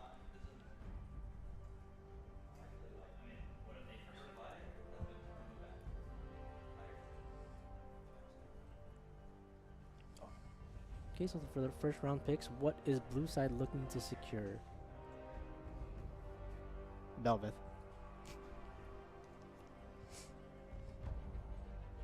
Ooh, okay, so it's not going to be the Belveth. It's going to be the Ari pick from Drex's Uncles.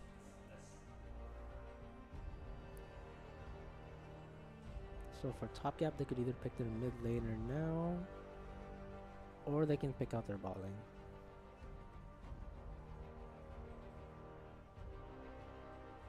But you know, Ari is such a good blind pick. Like, there's not a lot of champions out there that can. Is that Kiana? Oh man. Okay, looks like a mistake was made, and we're gonna take a. Yeah, looks like there was a mistake that was made, and Kiana wasn't actually going to be picked. So the client bugged out, and we're just gonna try to get that fixed real quick, and we'll go back into the draft. Short intermission.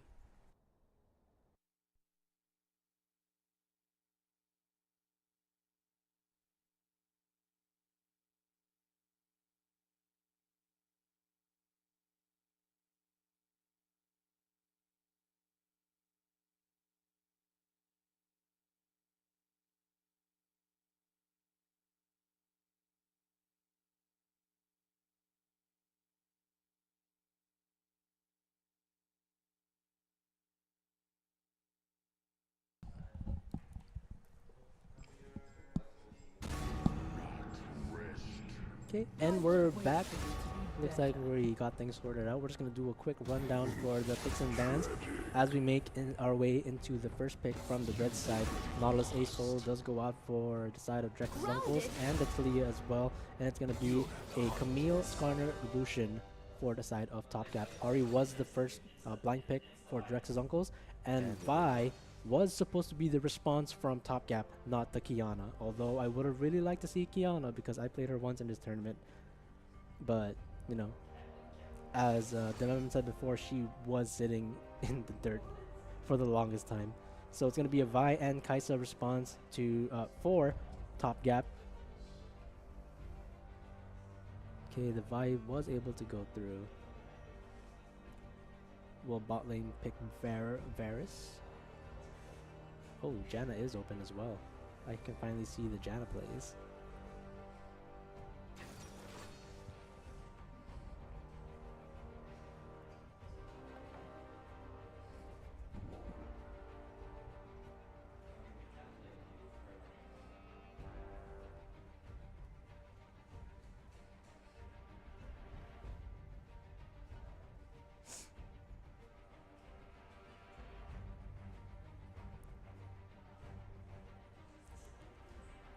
Okay, there it is. It's going to be a Janna Varus lock-in for top gap. Nautilus is gone, so will it be another engage support? Will it be a Renata? Actually, maybe not a Renata. Rel, maybe Kai'Sa Rel. Because Varus and Janna are both immobile champions, so how is top gap gonna respond to this? Oh, it's going to be the Blitzcrank for top gap. Looking to expose or looking to close the gap for these immobile champions over here. And as we move on to the ban phase, we still have the jungle top side to ban for. They are gonna get rid of the Bel'Veth. I respect it, I respect it. They don't want to see Bel'Veth, and that's okay.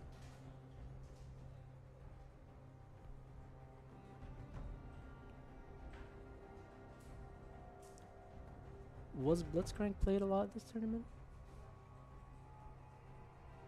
I'm not too sure. People fear what they cannot understand. I'm not sure if Blitzcrank was played as much this tournament, but I am excited to see Blitzcrank. It's nice to see teams going for the early invades, you know, if they choose to. Most of the time they do.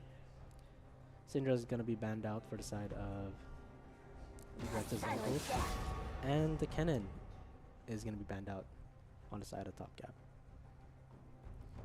Kennen has such a strong CC. I feel like he doesn't even have to win the laning phase as much.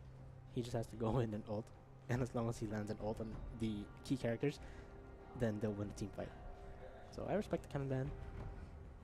And they're going to close off this banning phase with the Orianna.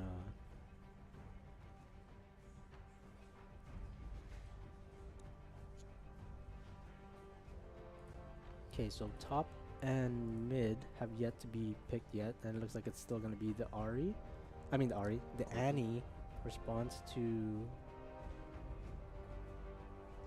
the Ahri. Is he gonna lock it in? Annie gets locked in, and looks like we're gonna be seeing Tibbers getting yeeted to every single squishy champion in this game.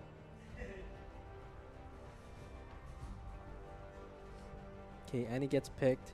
Looks like we have a lot of CC coming in from top gap, so we're gonna need to see champions that can disengage and engage at the same time. We got a Wukong. I like the Wukong pick coming in from Drex's uncles. And Is that a Wukong top? it could very well be a Wukong top. I don't know how the matchup with the Wukong Vi is in the jungle, but it might be a Wukong top unless Drex goes for like Aatrox. Oh, yep, Oh, no. there it is. He's gonna look to play the Aatrox in the top lane, and the Wukong is gonna go to the jungle. Last pick here for top gap. They're gonna round off their comp with let's see, Mordekaiser's still up, Renekton's still up. Unless he decides to play. Oh, Illaoi snap, they is went up. Illaoi.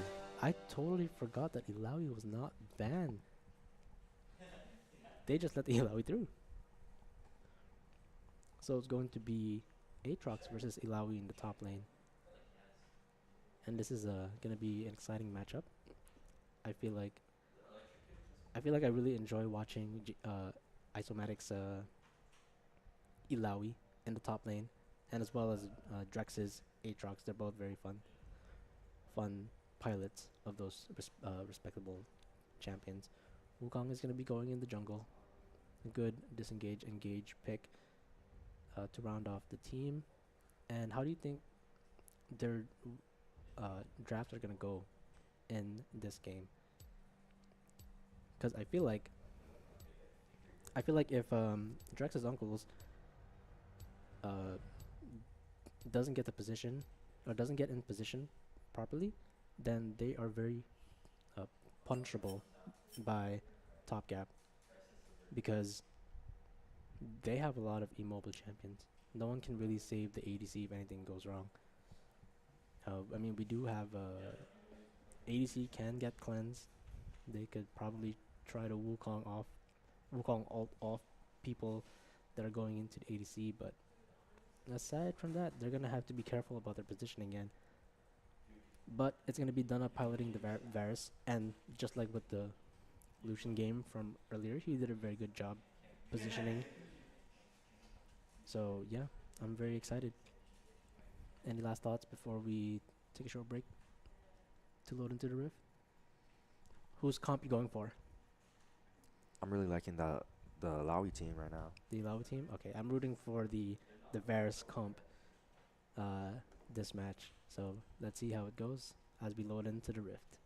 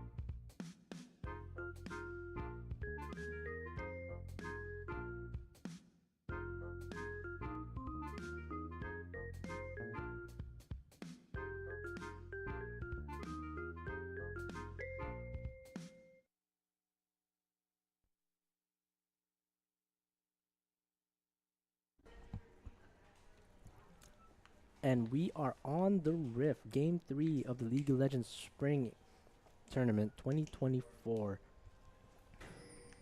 So right now we're looking to see if Top Gap, the team with the Blitzcrank, is going to look for any invade cheeses. Looks like they're going to be hovering around the top side of the map. And Dunna's team is looking to just look for a counter invade if they do enter through the bottom bush. But it looks like that's not going to happen, and Top Gap is just going to be walking around the top side to see if the top laner is going to be watching that bush, and looks like no one's going to get anything. Here comes the missing ping coming in from Juju, and they're just going to be chilling in the top side.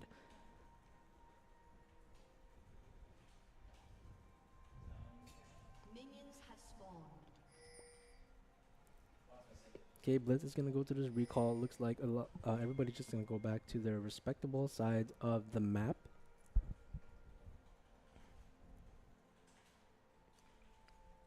And not much action coming in from this early game, which is fine.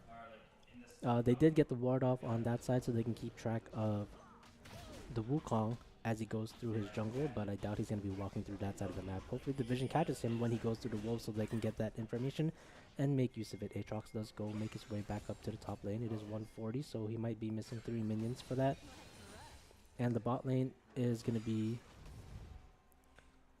Okay, let's see. Let's see how this bot lane plays out. I'm excited to see this Blitzcrank catching, and he already missed 1 hook. That's okay. It's a warm-up hook for Blitzcrank. In return, though, Dunna is going to throw his hail of arrows to poke out the Kaisa.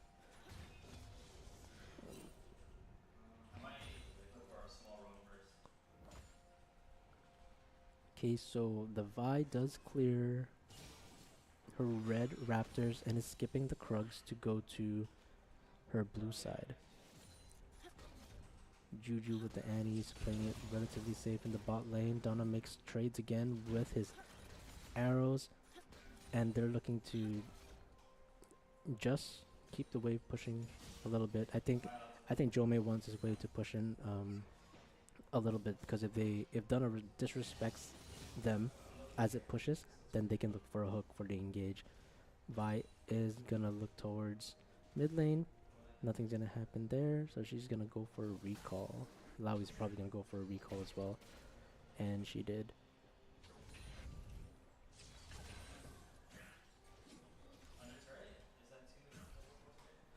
So in this match, looks like Juju is still gonna be.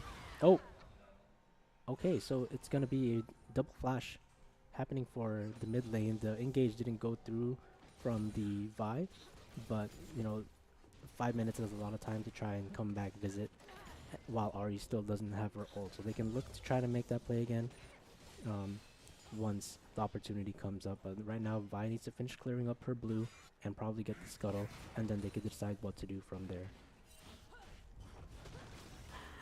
But as I was saying earlier, Juju is still going to be the mid laner for this match, so it is still a battle of the coaches.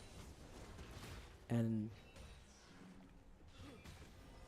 Ilawi is going to be pushed in. Drexstar getting a good amount of damage. He's trading this Ilawi pretty well, and he's not allowing her to get in range to pull him back. But as I say that, she manages to land her W on the Aatrox. Wukong is going to be on the backside, so if Aatrox pushes the wave, I'm wondering if they're going to look for a dive over here. So Drexstar is going to be half health now. Ilawi has pops a pot and still has the potential to heal a bunch of health from her W, because that's just what Ilawi does. Okay, so it looks like the wave, they're looking to crash this wave down here in the bot lane. They might do a reset. Yep, they're gonna look for a reset, get back on top, and hopefully Blitzcrank probably gonna make his roam down mid, either that or get vision for the dragon.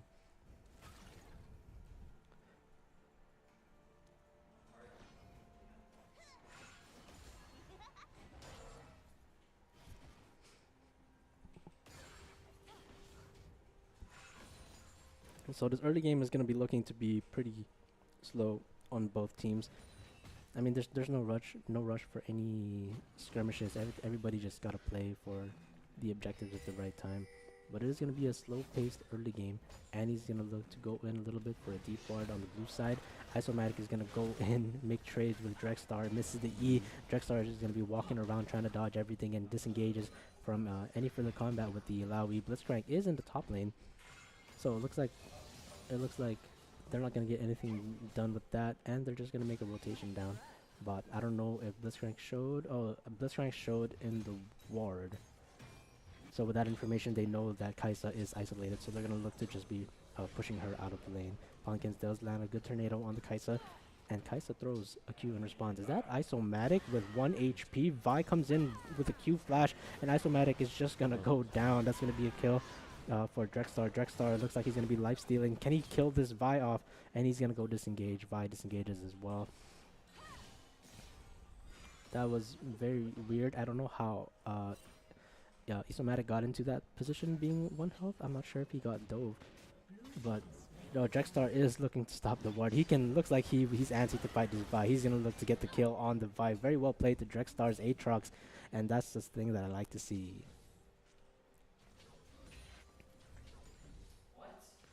So it's going to be 2-0 for the side of Drex's uncles. 500 gold lead on their end. Drex is finally going to make a reset. He is 20 CS down, but he is up 2 kills, so he's pretty even. The Varus and Kai'Sa is still pretty even in the bot lane. Not much happening with this Blitzcrank.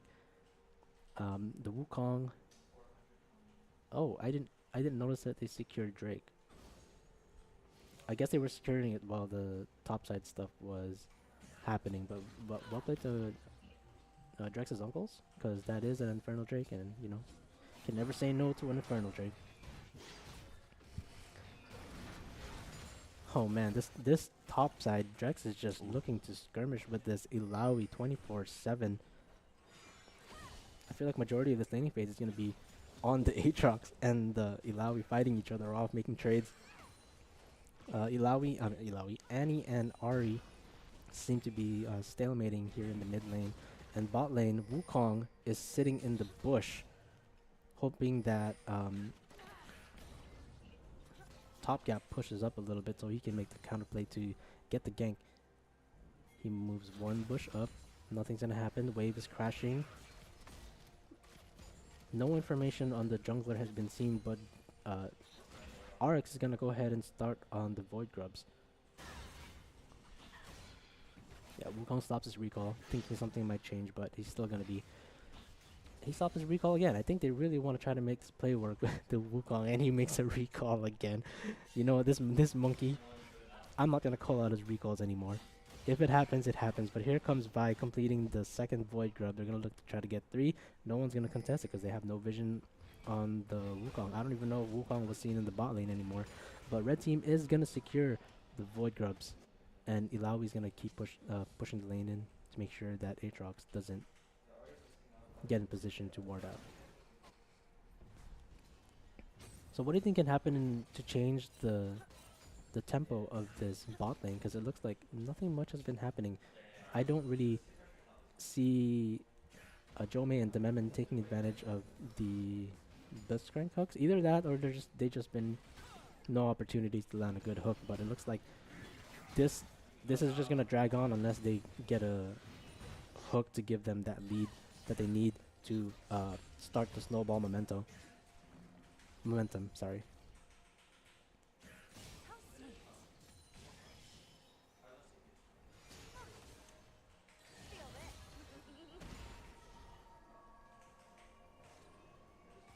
Oh, top lane.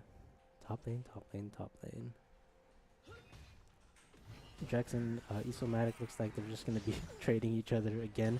They do have 3 tentacles that are perpendicularly set against each other. And if Drex mispositions, then he could just be in for a lot of damage. But it looks like he's going to respect it and let the wave push in a little bit. He does get caught with the E.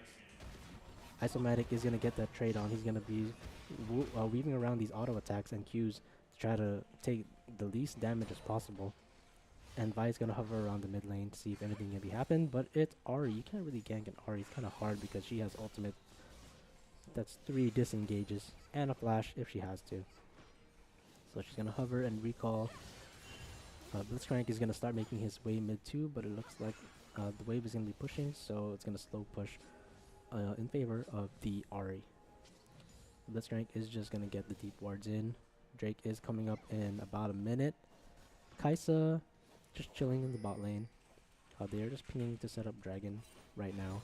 And right now, Top Gap has the vision advantage for Dragon, with the exception of that pink ward. Okay, Zadona just shoves the waves in. Is he gonna make a reset? No, he doesn't. Okay, Vi is gonna start coming inside the bot lane. And he's gonna pick up the Malignance. Jomei is gonna pick up the Noon Quiver. So everybody's just getting ready to fight this objective. These resets are gonna help them. If they can force Varus and Janet to stay, they could probably be an item advantage. And Ari also picks up the Malignance. So the mid laners are up 1 item. Dragon's coming up in less than 10 seconds. And which team is going to be looking to secure the second dragon of the game?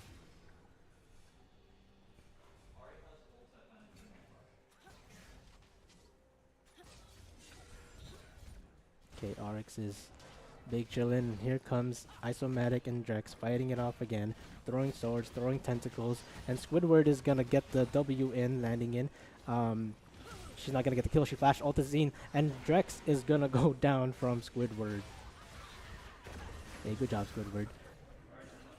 And going into the bot lane, looks like they're not going to be able to get the kill off the ADC, but they did get the kill off the Blitzcrank, so that's going to be good for them. That's going to be a dragon secured, what it looks like from the side of Drex's uncles. Alright, looks like it's going to be a turret trade. Dragon for turret, taking advantage of getting that kill in the top side.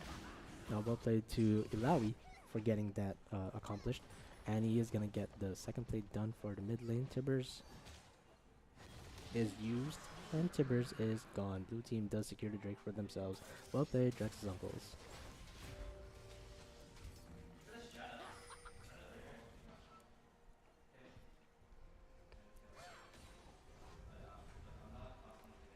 Is Aishi gonna stop the recall? Is he gonna stop the recall? And he stops the recall. Good job. Okay, so the next objective is going to be the Void Grubs. It's going to be 3-1 right now. 2k gold lead in favor of Top Cap. Looks like... Oh, nice hook from the Memon. He is going to catch the Ahri. Ahri is forced to flash and be ignited by the Blitzcrank. Very nice hook from the Memon. I think that's the first hook that I saw him land. At least in my eyes. Pumpkin's just throwing hands with the Kaisa. Winning that trade. Kaisa is going to make a recall back to base. And Vi is going to start the Void Grubs. Ilawi is going to come in and help because she has a wave pushing in. Ahri is also having a wave pushed in. And the Wukong is barely half health. So looks like Top Cap is going to secure the Void Grubs for themselves.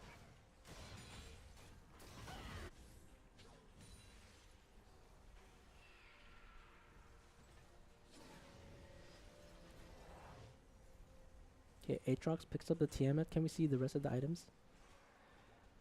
Okay, we got the Ice Gauntlet from Ilawi, Sundered Sky, Vi. Annie is ahead in CS by 15. Kraken on the Kaisa, Borg on the Varus. So, okay, so Varus is not going lethality. He is going for on hit, Varus. Brutalizer for the Aatrox. Okay, not too bad. Everybody seems to be doing fine. I feel like this Annie's gonna be a problem once she starts roaming though, because she is 11 CS per minute right now, and as long as she keeps up the tempo of her gold farming, she can just roam. She can just be an item and a half ahead from everybody else. Okay, so bot lane and okay, so Top Gap looks like they're going to be rotating. They're going to be readjusting their lane assignments in favor for this Rift Herald setup. Isomatic is going to be going in the bot lane. He does have TP up in case he needs to fight. But Vi is going to be coming in here. Gets caught by Drex and Quan. Jomei is going to be in trying to help him out. Few auto attacks come in, but Vi goes down anyway. Pumpkin's just going to be pushing away this Blitzcrank. Ahri ult. Blitzcrank forced flash. Aishi gets the kill, or not gets the kill. Donna gets the kill on the Blitzcrank, excuse me. And it looks like it's going to be an objective take for the side of Drex's uncles. The only thing that can happen right now is maybe... I mean, if they give it up, it'll be fine because Ilawi is pushing in the bot wave. They can just trade. Honestly, Herald is not really worth that much to just die for. So maybe Juju won't be yeeting her Tibbers at the Herald. So blue team does get the Herald secured. Blitzcrank is going to come in, check things out, maybe try to get a flash hook on this Varus. Will he get it? Will he get it? And he got the flash hook on the Varus. He is going to use his ult ignite, and Varus is forced to flash. And Kaisa is going to finish the kill off using her ultimate. Thumbs up BM right there from Jomei. Very well played. Nice hook from Blitzcrank. So it's going to be both thumbs down from the Varus, and they're just going to be resetting. Hopefully Kaisa and Blitzcrank gets a good push on this mid wave, but you know, the Janna does have a shield that can protect the towers. And here comes Quan Place, trying to push them off. Good job, Quan.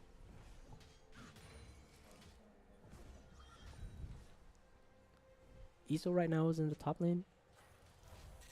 I didn't even see him leave bot lane. Did he make a reset? Oh, looks like he did, and he picked up the heal cut item.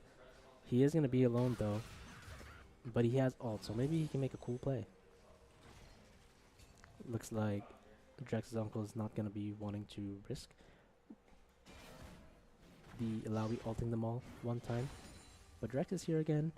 Drex is going to be responding to the Ilawi while the rest of the team makes their way towards the bot side of the map, because Dragon is coming up and it's going to be a Hextech drag.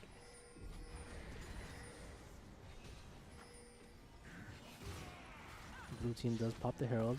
It's going to be a 1v1 skirmish up here in the top side.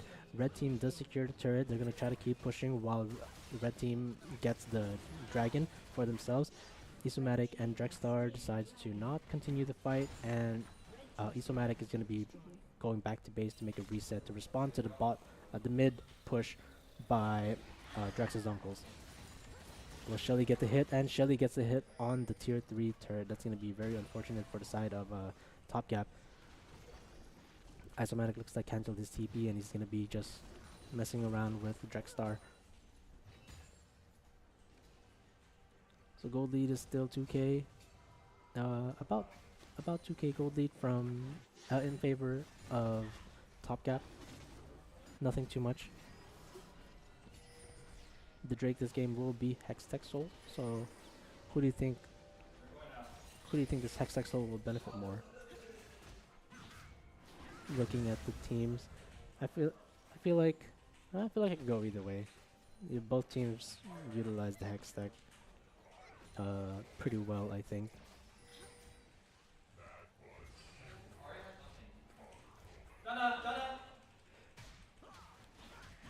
So both teams are going to be hovering down in the mid lane as they want to isolate JJ as much as possible down there. Or I guess the top laners, they're just going to be fighting 1v1s this whole series while everybody else does their own thing. They both do have teleports up in the event that they need to make a TP. Baron is coming up in a little over 30 seconds, but I don't think they're going to make a play for that on either side of the teams.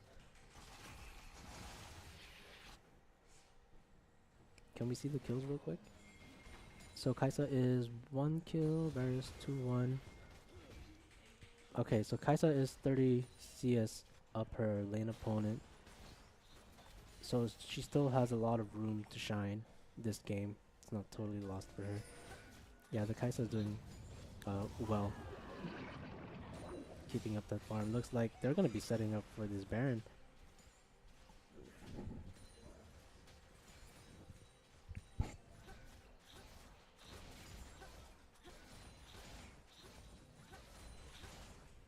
Okay, mid lane, it looks like a status quo. The waves are going to be pushing in slowly, but blue side is trying to get their vision back, and red side is just trying to get rid of their vision. They really want to fight for this Baron.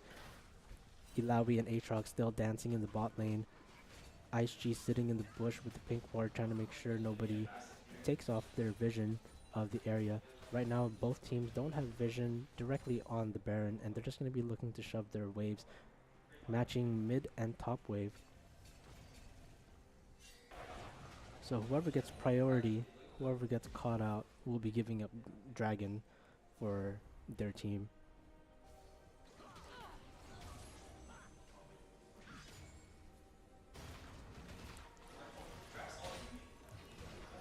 Okay, so Drex and Ilawi both look like they...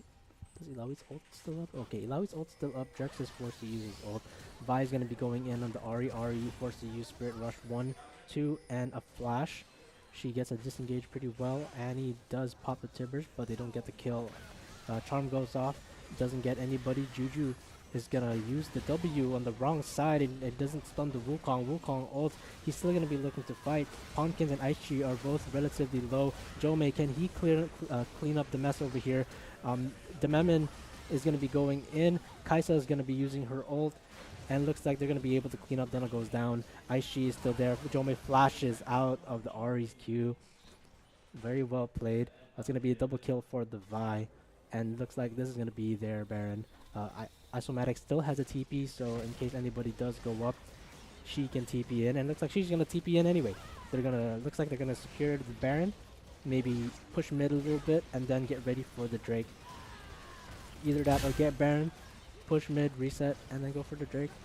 I don't know what the Drake timer is, so I'm just guessing.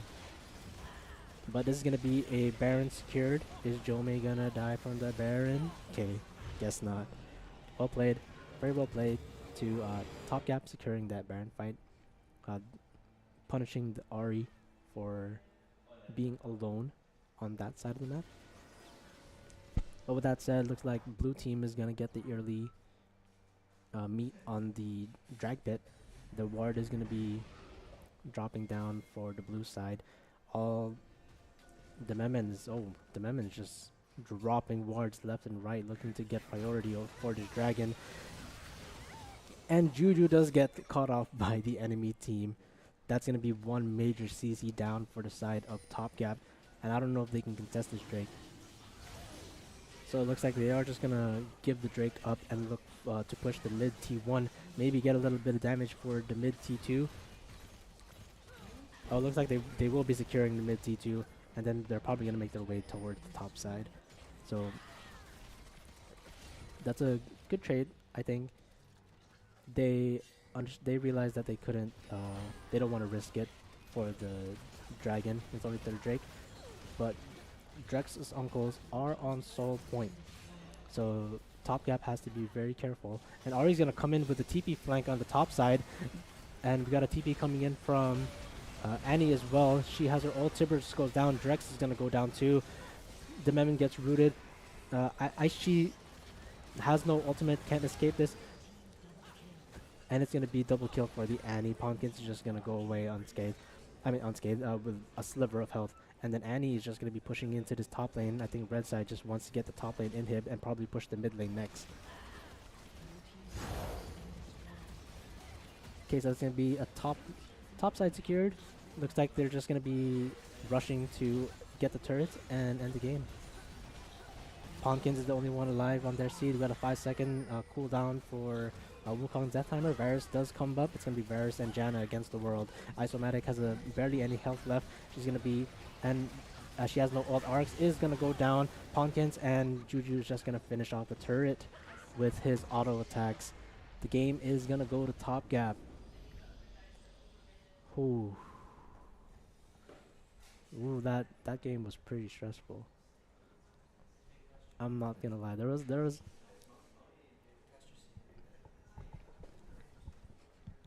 man, that game was really stressful. I'm not gonna lie. I felt like the positioning was very, very like the team had to be very careful about it.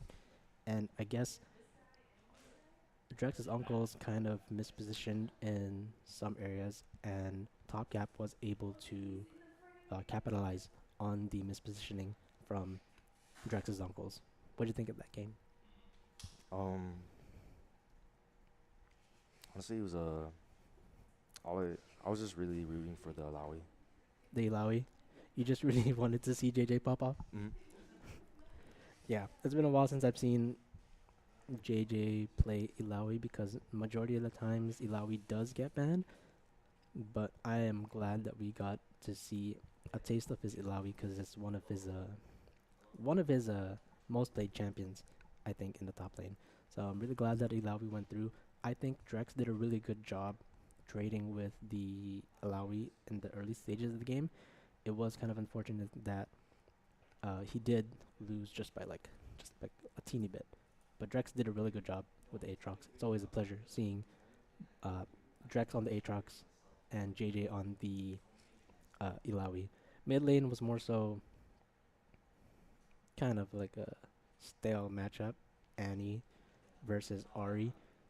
Like, they kind of hard to commit to anything because Ari can just ult out, and Annie just can just keep throwing timbers anytime it's off cooldown.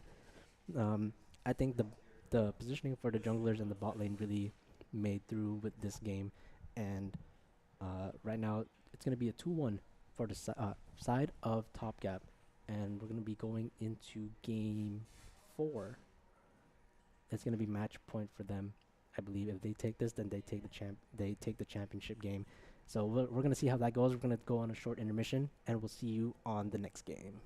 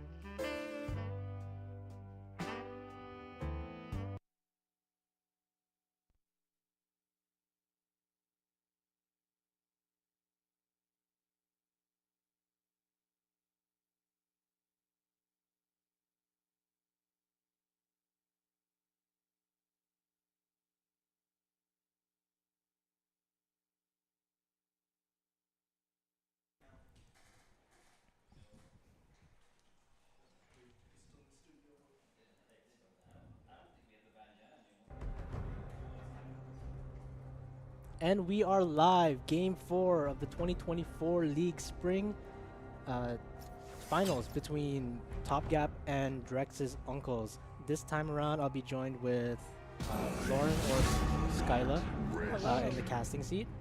And we are going to be casting Game 4 of this match.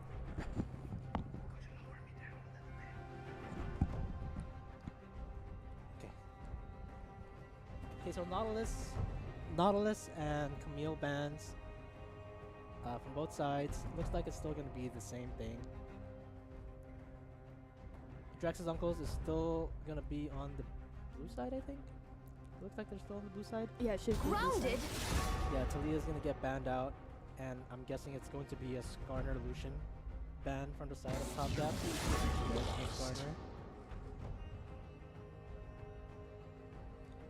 So it's going to be match point right now for Top Gap. So technically, the students are beating the coaches. And what do you think of that? You know, the students have surpassed the masters. Masters are washed. Oh, okay, she said it. The masters are washed, and it's time for the students to step up to the plate. But I guess this is a good sign, you know, if the students are beating their coaches, because it just shows that, you know, the players are improving in their game, and each of them are honing their skills each and every time, and it's just showing more and more of that throughout this series. The Kaisa is gonna get banned out for the side of Drex's Uncles, and the Lucian is gonna be banned respectively for the side of Top Gap. They don't want to see Donna on that champion once again. Vi is gonna get picked up for the side of Drex's Uncles. It's gonna be in the hands of Quan. And what is Red side gonna pick up? So seeing the last 2 games, what do you think Drex's Uncles need to do to kind of change the pace and try to cap the win for their side? Honestly, I think they just need to deal with bot lane. It seems like Jove ends up farming, getting a lot of gold, and then he just ends up carrying team fights. Okay, yeah, so big shutdown on the bot lane. I think I can agree with that as well. I think in the times that I was facing these teams, I was always trying to get a shutdown on the bot lane and try not to get them ahead, because the bot lane is pretty scary to deal with throughout the later stages of the game. We are gonna see really strong.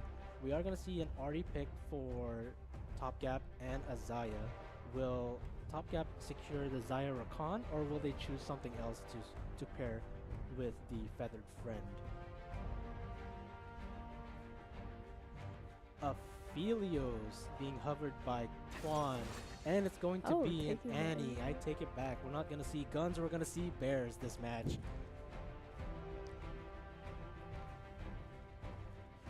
Honestly, how do you feel about this Annie pick? We've seen her in the last 2 games. But how do you feel about this Annie pick? I personally don't think that it's playing really well. Like, sure, she gets a setup, but I think it's just the matter of timing the setups for the Annies. Because I think I've seen Annie cast her ult on the waves more than I have in these team fights, and that's something that they need to adjust to if they want to utilize her kit to their full potential. With that said, Mordekaiser is going to be picked up by Drex's Uncles, and the lovely duo Xayah Rakan is going to be picked up. There it is. The 2 lovers are going to get picked up by the Top Gap. Second phase of banning jungle or actually not jungle, I'm sorry. The bot lane have yet to show face for Drex's Uncles, so maybe they'll ban out Janet. Oh, Lulu. Lulu's gonna be banned out, and will they ban out the Poppy? I know Pawnkins plays Poppy support. I don't know if Rakan can go through Poppy. Pretty sure his dash gets stopped by Poppy, yeah. Okay, yeah, so if they're looking at that angle, they might want to get that Poppy out of the way. Who dares defy my will? J4 ban for Drex's uncles. So what bot laners do you want to see in this matchup for the side of Drex's uncles? We still have quite the selection of bot lanes. Honestly, I saw the Philios hover, and I don't think it's bad. You have all the lockdown from Vi and Annie, and then the Philios just does big damage. As you wish. Okay. And maybe they saw the hover, and that's why they're banning enchanters now. Oh, okay. I see where we're going with that. Yeah, so Aphelios definitely is an option. Poppy is still open. So if red side R4 goes for another gap closer, then I feel like Drex's uncles will pick up the Poppy to support this game. Nocturne does get banned out, and it's going to be the R4 pick for top gap. Will it be an engage? Mordekaiser does show, so they may be gonna pick up the Mordekaiser. The top pick for top gap.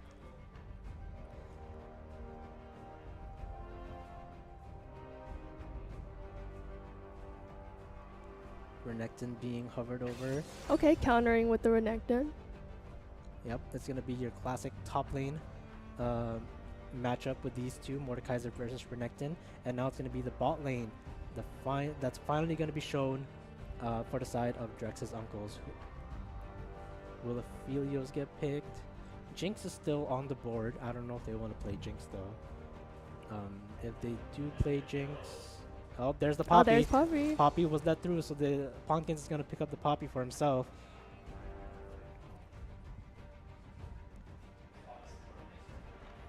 Poppy. So, who would the ADC pick? I think it has to be somebody who follows up well with the the dash cancellations. Yeah, definitely. What if he picks Callista? Tristana? Oh, Okay, I guess Tristana works. And then it's gonna be a jungle last pick.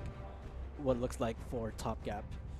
Vi's open. ooh, Shyvana. Shyvana. Oh, never mind. Udyr, Rengar. Oh, Ivern is open. Are we gonna see an Ivern? I want to see an Ivern. Fiddlesticks. Karthus. Okay. Okay, that's interesting. Gonna round it off with the Karthus. I guess they don't want to play the gap closing champions with this Poppy on the board. Rakan is also gonna have a slight disadvantage with that Poppy around hovering their ADCs protecting them. So he has to be very careful of which champion he goes to. And that's gonna round off the draft for game 4. It's gonna be Mordekaiser, Vi, Annie, Tristana, Poppy for Drex's uncles, and Renekton, Karthus, Ahri, and the two lovers down in the bot lane. Which draft do you like more? Honestly, I kind of like Drex's uncle's draft better. Drex's uncle's draft? I will see how it plays out. Okay. What about it makes it stand out to you? Is it just the Poppy? Yeah, like you have Poppy to like cancel a lot of the dashes, but they also just have very strong engage and lockdown. Oh yeah, that's true. Yeah, the Vi Annie can be a ruthless combo, and the isolation from the Mordekaiser ult is gonna be a big factor too. So as we load onto the Rift, we'll take a short intermission, and we'll see you as it loads out.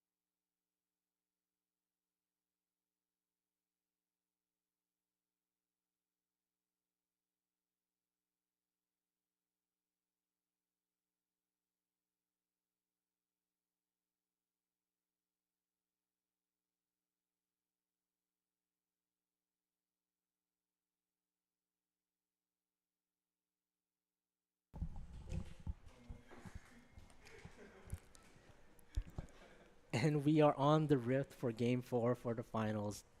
It's going to be a 2-1 with Top Gap taking the lead. We had a short little intermission because there was an error with one of the players' keyboards. But we're back. Looks like the stream is frozen though, so we might have to go on another intermission. Just There kidding, you just go. kidding. We are back live on the Rift. Both teams are going to be looking to default. Doesn't look like any invades are going to be happening so far. Everybody's just being chillin'. Standard 5 points. Yep, your standard 5-point defense.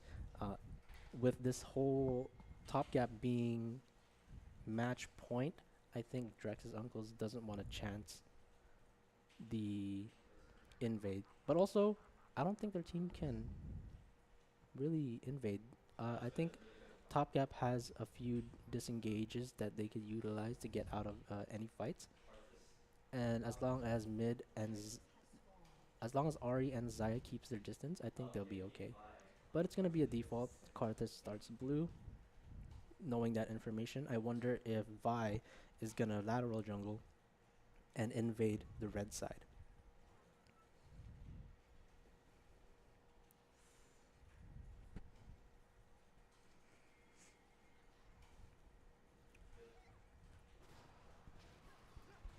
So I feel like a lot of the early game is gonna be on the top side of the map, because Drex and Isomatic really like to trade a lot. They like to ego check each other. They like to beat each other down, and not get anything done with it. So I think it's gonna be a lot of the top fighting again, as we did see in the last 2 games. Bot lane is gonna go for the short trades. I don't know who's gonna be going on to that level 2. It looks like probably the Tristana. The Memon actually gets onto Dunna, but he's gonna lose the trade as Poppy knocks him to the wall and pops the ignite on him. Jome is gonna just be attacking the minions, try to make a slow push. The Memon is playing big balls right now and staying in lane. I think one misstep and he could change the tide for this bot lane fight. Annie and Ari are just gonna trade with each good other trade in again. the That's a lane. good electric proc coming in from the Ari. Top side, Mordekaiser is gonna be pushing in towards the Renekton. Karthus is gonna actually see his red on his side of the map. Looks like Vi didn't go for the lateral jungle. I think he's just gonna go for the standard jungle clear for his champion. Isomatic is gonna be trading with Drexstar. Drexstar is half health. But Isomatic is going to make it out alive. As long as he doesn't miss the minions, he will be fine.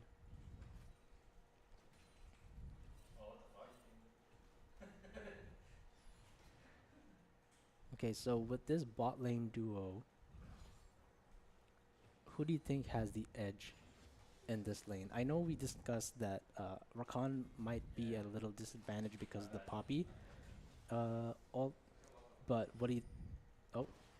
I take it back as I say that Drex is going to be pushed First to low blood. health. Karthus is going to go to the top lane and secure the kill for his top laner, and it's going to be first blood for the side of Top Gap.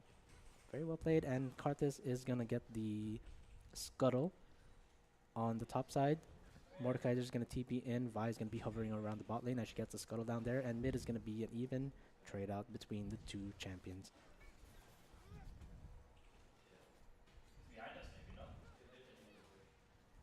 Yeah, it looks like bot lane recovered from how low Rakan was earlier. Did They Rakan, seem to be winning trades now. did Rakan back? I don't know if I saw him back. I mean, there's no way he magically went to full HP, Okay, he right? might have based. So, yeah, you're right. He did recover, and looks like they're going to be pushing the aggression towards this Tristana. The Memon looking to play aggressive, trying to find a little angle to fully engage on this Tristana without the Poppy interrupting his play by too much. The Ignite is down, however, the exhaust is still up by Tristana, and she's going to be looking to go for a recall. Dragon's going to be up in a little bit of a minute, and with this recall, their blue side bot lane will have the advantage when the Dragon does come back up.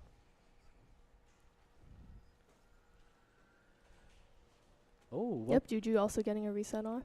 Juju's gonna get a reset, but also Rakan did stop the Poppy from resetting, so he's gonna And Jomei decides to cancel his reset Yep, too. forced to stay to stop the freeze. Yeah, they want to shove this lane in before they recall, before it slow pushes, or before it freezes on the blue side. Okay, minor setback, but you know, Karthus is gonna be pathing towards his red camps, and he's probably gonna look to go to either a top gank or maybe set up for the Void Grubs. Ari is gonna get a reset though, so. Did Ari's reset got cancelled? He popped the square boot. I think it did. Yeah, it got cancelled. Okay, there's the TP. Yeah. So Ari's gonna use the TP. Mordekaiser and Oh, another gank in the Renekton top are lane. gonna be fighting again, and here comes the Karthus, trying to see if he can make ends meet. Isomatic is forced to flash out. Karthus is gonna try to bully him out, but he doesn't Oh, have out of any mana. He doesn't have any mana. Mordekaiser Burn is gonna try to go through the Karthus, but he's gonna disengage. And Mord walks just away. Yep, and they're gonna walk away. The flash is Oh, burned can down from Juju the ult him off? Renekton. Oh, here comes the He ults in. Juju. Stun from the There you Renekton, and Juju go. gets the kill. Oh, you messed up. Nice roam, Juju. Way to Juju on that beat. That's what I'm saying. Oh, Vi on Dragon. They saw Karthus top. Yeah, so it looks like there's not really going to be any contest for this Dragon. The blue side is going to push their bot lane a little bit, but Karthus is going to Oh, make bot his lane way going in. down. Oh, it looks like the Ignite's going to go on to Donna. Tristana doesn't have any jump. Jumps one step Oh. forward, and he's going to have to Oh. flash out to them and get killed. He And Joe May Tristana gets flashed. the W flash, and he is going to get away. Joe May's still going to try to throw some auto attacks into They the Poppy, both live. but they're both going to live. There's a tragedy. And the blue team is going to get the Dragon. So that's going to be a little bit unfortunate for the side of Top Gap, but they could definitely come back from that. Definitely. So it's going to be 700 gold lead for now. Karthus is going to clear his blue side, but with that said, seeing that Void Grubs weren't taken as soon as Dragon was taken, Vi is going to probably look to secure the Void Grubs for his team. And again, here comes the two top laners hashing it out. Looks like top is even in CS. Actually, everybody looks to be pretty even in CS. Mid lane has both of them have lost chapters. Both bot laners have the Cole. Yeah, so it's a pretty even game right now. It's just a matter of the objectives at the moment. It looks like both junglers are topside now. Might be a fight for Grubs soon. Yep, looks like that's going to be the case. And Oh, he's going gank to in flash mid? out from the No Rakan flash for W. any. Rakan's going to get out of the engage, not getting anything out of it. But he is still in the area in case they want to contest for that. Looks the like Void Drex's Grubs. uncle secures Grubs. Yeah, looks like they're going to have to secure Grubs as Ari is going to recall. She doesn't have TP either. So Renekton is going to check it out, probably drop a ward and just leave it out. Yep, I don't think they're healthy enough to contest this with Annie still in the area. And that's going to be a Void Grubs for the side of Drex's uncles. So that's 2 objectives in the first 8 minutes of the game. And right now, bot lane is going pretty even. Both of them don't have sums. Well, with the exception of the supports, but both ADCs are down their summoner spells, and it's just a matter of poking each other out and seeing who gets the win in those trades. You're gonna see a top engage here from Isomatic. Oh, a Drexstar. possible top gang and counter gang? Is he in the Mord ult? Oh, he is in the Mord ult. Okay, he's gonna get out of the Mord ult, and they're gonna get out. Fight's gonna stop. Oh, a kill in the bot lane. Oh. Pawnkins secures the kill on the Rakan. Karthus is gonna ult the Dunna. but Dunna Dunna goes dies. down.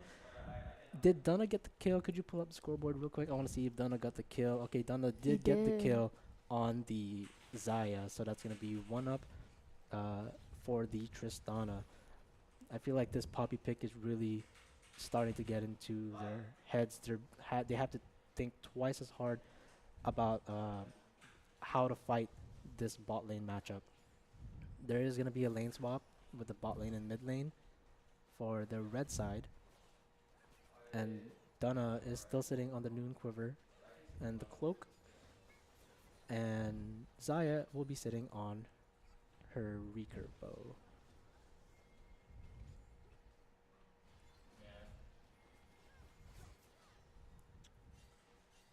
Okay. Almost catching Poppy. I feel like it wouldn't have mattered if they caught the Poppy. I feel like at this point in the game, Poppy is still pretty tanky, and Yeah. both carries don't have enough damage at the moment, so it is kind of tough. Yeah, this Poppy pick sucks. Sucks for them, not for Drex's uncle. This is going great for Drex's uncles. Oh, the Uh, charm. The charm lands Okay. for the Ari, gets a good trade on the Annie. Top lane is still gonna be a island fight. Can I look at the items for the top laners? Okay, it's gonna be Hex Drinker start and a Bramble for the Mordekaiser. Okay, so they both just want to build defensively to make these to make these fights just keep happening. So we got Dragon coming up in 1 minute. Blue side is looking to find a way to secure it. Vi is going to pop in a little bit for the bot lane. She's probably just going to sit and wait for bot lane to push up a little bit. If they do push up, she's going to try to go through. If not, Oh. she's just going to make the recall. Isomatic is going to go on the Aatrox Okay, with flash RX burn for coming in. top. And Isomatic is going to take a turret shot. It's going to be very bad for him because he's inside the Mordekaiser ult. Oh, can Will he he get out survive safely? Will mortal? he get the lifesteal out? He's going to Oh. flash out, and Karthus is just going to go around. He has no mana again. Why does There you Karthus go. always not No, have the mana? shield. Karthus doesn't have mana again. He's just going to try to keep going for it anyway. With the auto come in with the Q. Okay, Isomatic Okay. gets the kill on RX. And he gets lives. out. Wow. No mana, no HP, but they are up 1 kill. And speaking of kills, Donna's gonna get a kill at the bot lane. Poppy's Okay, gonna dive push in the bot lane. Joe May to the wall. Rakan goes down, and it's gonna go loud, dude. Director's uncles are getting these kills barely a health. Very unfortunate for top gap. And here comes Can Juju. Juju 1v4? He's gonna try to 1v4 with the help of the Karthus. If he positions himself well, he can probably get a triple kill. He's gonna get the double kill right now, but he can't go for a triple kill. Nope, he's not. He's gonna get Close. a double, which I think is pretty okay on his end. Drexstar, Can he get the execute? Isomatic, can he get the execute? There you go. Ooh, nice execute for the side of Renekton. Well played. Dragon is, looks like Dragon's up right now, right? Yeah, Dragon's up right now. Red team has the advantage for it. I don't know if they're gonna be, I don't know if Karthus does enough damage or if Zaya's just gonna shove lane and then rotate to the bot side. Looks like Vi's not looking to contest. We got a TP coming in from the bot side from Ari. Rakan is just gonna get that thing knocked out, the blast cone. And red team secures the Cloud Drake.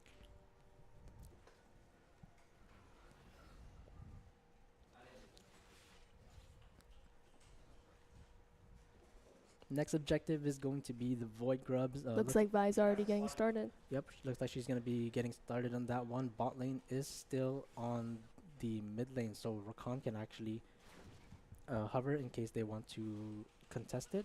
But it looks like nothing's going to happen as Ice G starts making his way down bot side to replace the Tristana as she goes mid. See, ping's coming off for the Void Grubs, but I don't think anyone's gonna make it there in time. This Renekton Mordekaiser Another battle fight in the is top still gonna lane. be happening. It's the battle of the gods, and Renekton is gonna be out traded.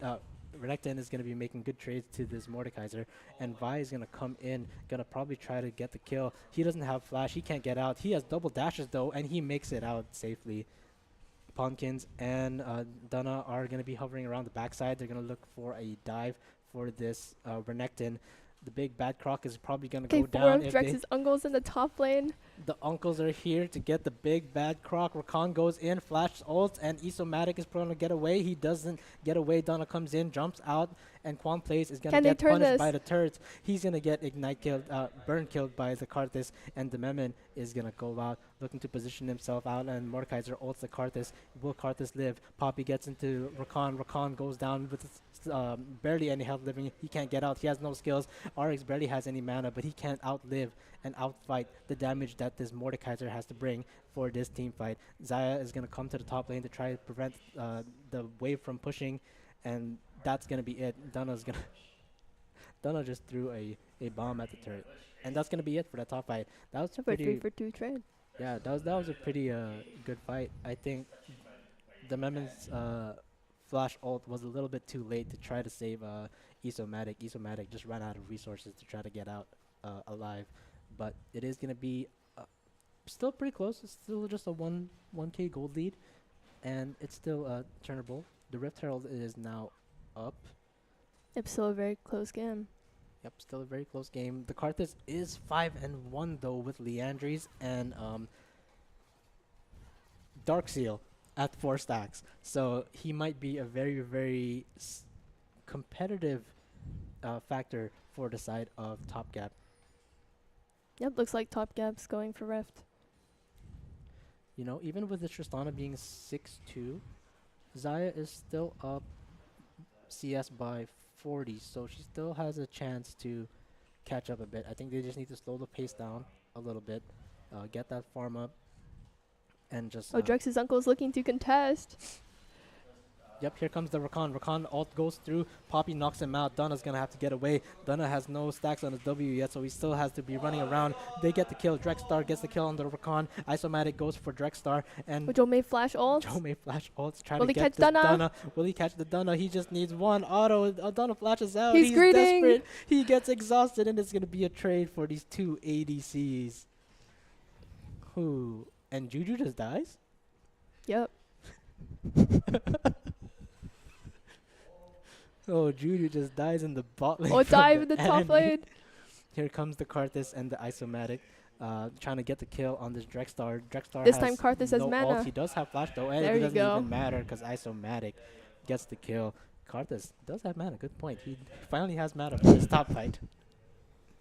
One time for the one time, and it mattered. Okay, so Jome is gonna switch out his yellow trinket for a Farsight. Karthus is going to finish his Malignant, so we're going to see his ults more often. He is 20 up ahead of this Vi.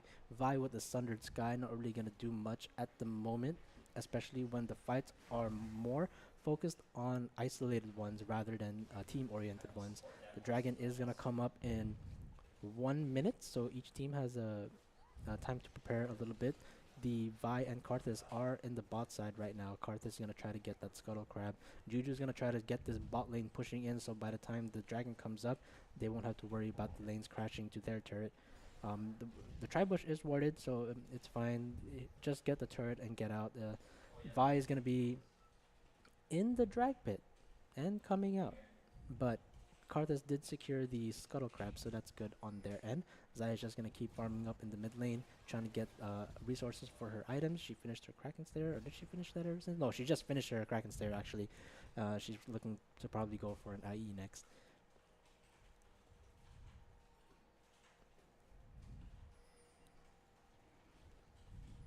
So it's going pretty slowly right now. Both teams are... red side, our Top Gap, is just trying to maintain their vision security for the Baron. This is an Infernal, so I feel like both teams really have to fight for this one.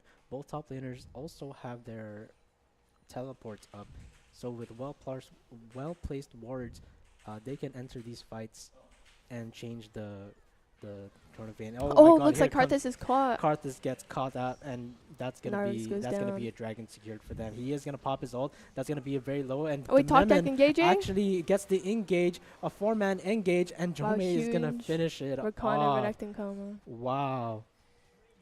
Wow, they said you're gonna get Wow, our they jungler, we're gonna turned get the that. rest of your team.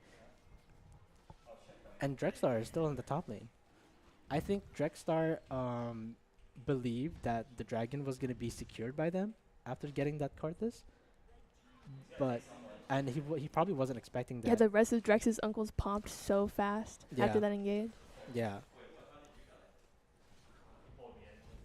Very interesting game. The goal lead is starting to pick up. It's going to be a 4K gold lead for the side of Top Gap, and the Poppy's just going to try to hold them off from pushing in any further. And Rakan and Isomatic are going to just disengage and just set up wards.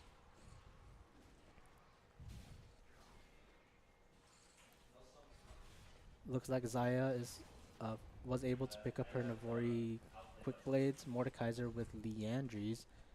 So it's going to be Leandries and Bramble Vest for maximum burn damage for this Mordekaiser. And Renekton is just still sitting on his MR items plus the Black Cleaver. He is pretty tanky though, so I don't think that's going to matter too much. We do see Karthus has 8 stacks on the Dark Seal. Do you think he's gonna be upgrading to a Magi's, or do you think that's a big risk? I think it's kind of risky. So if he's just playing for passive, he's just not going to be able to keep the stacks. Mm-hmm.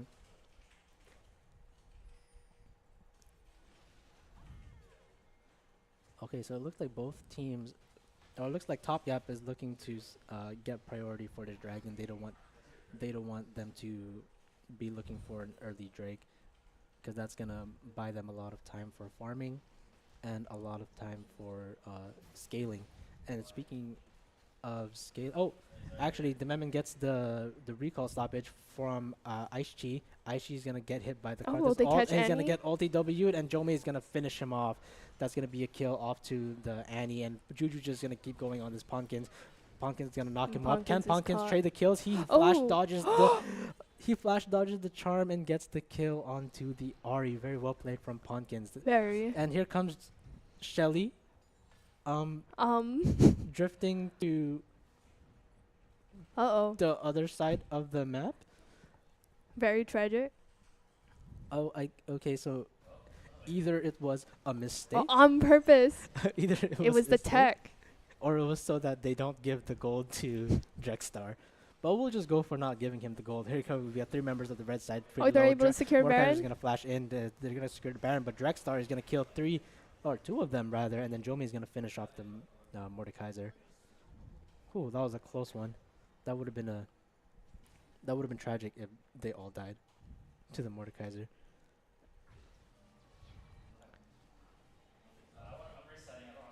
This Mordekaiser is getting pretty big though. So if he gets an isolation, I think red side has Top Gap has to be very careful about fighting this man, because he is 3 and 6, but he is also very, very strong with the Leandries and almost the what looks like a, is that a Rylai's? Or what's that item called? The Orb Weaver? I forgot. We'll see what that what item that leads up to. Y'all know what he means. Sorry, I'm not very well versed with the season 14 stuff yet, so I don't know if there are any name changes. But looks like Vi's gonna pick up her Knight's Vow. She is gonna go for a tanky support build, and Zaya is gonna pick up her GA. She is 3 items strong. And Annie and Karthus are gonna pick up the Shadow Flames. Ooh, this Karthus is looking to be very, very scary right now. And can I take a look at how many Dark Shield stacks he has? Okay, he has 6. But he is 3 items up. Okay, so He's definitely a problem. yeah, he's definitely a problem. The second that somebody goes under 50 HP, they're gone. Oh, Dragon up in 30 seconds. Yeah, so with the Dragon coming up, Top Gap is doing a really good job pushing Drex's uncles out of their jungle. And anytime they try to push forward, they're just going to go and attack it. I don't know if Rakan meant to leave that blast cone up. Maybe he's just doing it for security. Maybe not. Oh, he wants to get that ward. Okay, so with this Baron, with this Dragon coming up, either they just oh wow, they're destroying they this melted it. Dragon so fast. It doesn't even matter. I was gonna say to pull it out, but I guess they're just way too strong. It doesn't even matter. Red side is still hovering around. They have vision over this Vi and Mordekaiser, and Narix Karthus is isn't gonna caught. get picked again. He's gonna lose more stacks. He's probably at what, 3 stacks right now.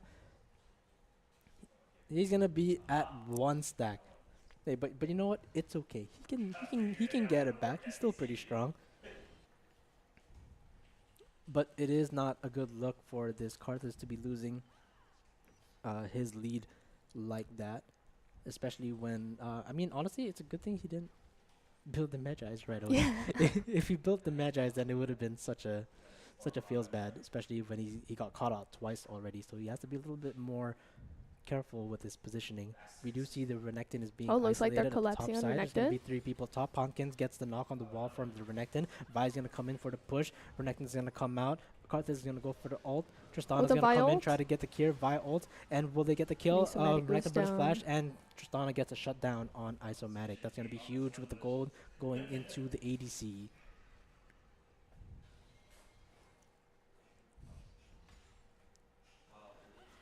Very unfortunate pick, but hopefully they won't be able to get much with that. Yeah, so it's looking to be a 3k gold lead right now in favor of Top Gap. And they are also in Soul Point. And it is an Infernal Soul. It is an Infernal Soul, so this is going to be a very good soul to get for them. Especially with this Karthus, it's going to be super, super scary.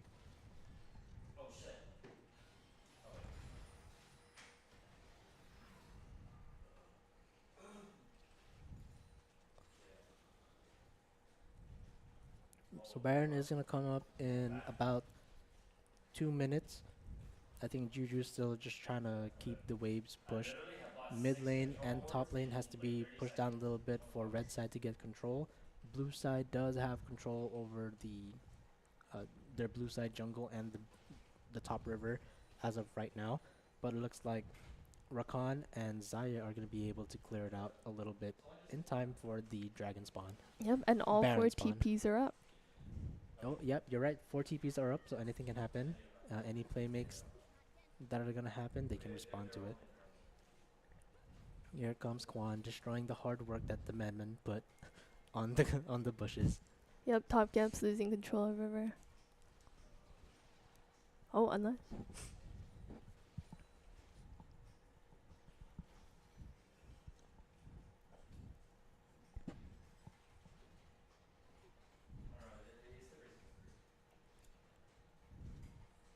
Can we pull up the scoreboard real quick? Okay, so Ari is substantially ahead in farm with the Ari. The ADCs are also looking to be very strong. The Guardian Angel looks to be up still. Yep, it's still up for Jome, so he'll be surviving one fight if he does get picked off. Mordekaiser finishes Rylai's. Vi is looking to probably get a Hex Drinker. She's probably going to build into a Maw. Annie is going to go ahead and go for that Void Staff while Ari is going to go for the Death Cap. So this is going to be... both teams are farming really well. It's just a matter of positioning at this point. So Baron is up. Rakan's looking to reset right now. Oh, we got Drex we got a DC. Drex DC. Will there be a pause? Yep, looks like there's a pause.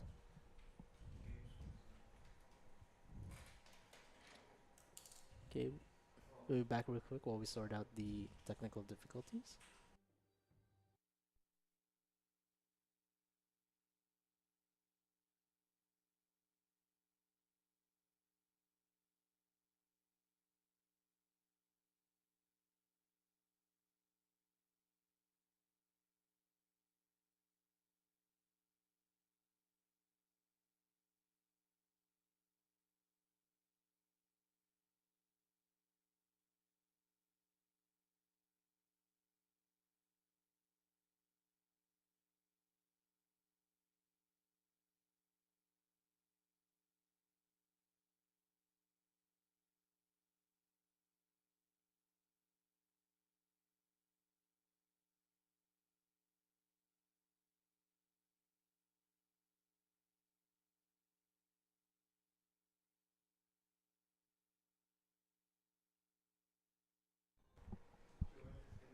And we are back.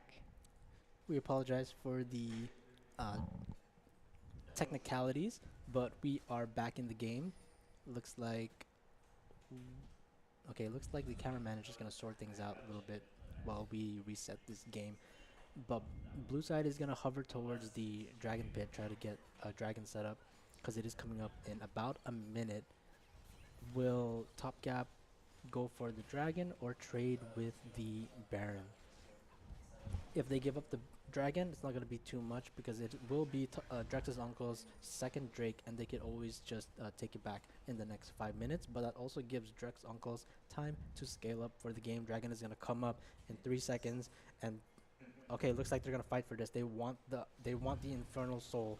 Annie's hovering around the bushes and to look for any engage that she can get. Her ult. Not contesting. Oh, they didn't contest. They took the dragon way too fast. Looks like they're just going to be clearing wards, not looking to fight anything. And looks like the fight is just going to go rotate to the Baron side. Yep. Oh, okay. Arx gets caught out again. Annie gets a stun onto Arx. Arx is half health. Juju is going to come from the side. He's just hovering. And they are going to make their way towards the Baron. Okay, Quan goes into the Memon. They're going to clear out the Wait, wall. Isomatic Isomatic is going engaging? to go in. Poppy knocks him off. Airborne for the Crocodile. Crocodile is going to go in. Ultimates go out. And the red team is going to get stunned by the Annie. That's a huge stun. Juju is going to go in, weave his balls to the enemy team, and he's still going to have 3 Spirit Rushes available for him. And that's going to be an ace for Top Gap. They have a cannon and a mage minion. They can still just push for inhib, probably get Baron. Or they can just push for the game, honestly. We got a wave coming up behind them, and they're looking to just end the game. The Memon's just going to die for this, I guess. Yep, it doesn't matter It's because worth. they're pretty healthy. They're just going to look to close this Wow, game they just end the out. game. They don't care about anything. They just want to, and that's going to be it. Wow, They're and all Top gonna Game die. won the tournament. They're all gonna Woo! die. They're all going to die to secure the win, and Top Gap is going to take game 4. Actually, they just won. Yeah. Yeah, Yeah. they just won. Congratulations, Top Gap. That was a very well played game by you guys. Honestly, it looked really rough in the beginning, but you know, Just a little bit. once you guys found your flow, man, you guys were unstoppable. Yeah, they played team fights really well. Yeah, your team fighting was really well. Your positioning was really well. Your vision went really well, and you just really showed your coaches who the better team is. And you know, well played to you guys. Yep, very well played.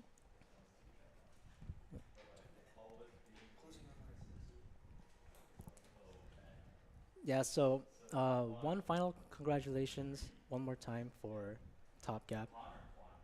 It was one hell of a series.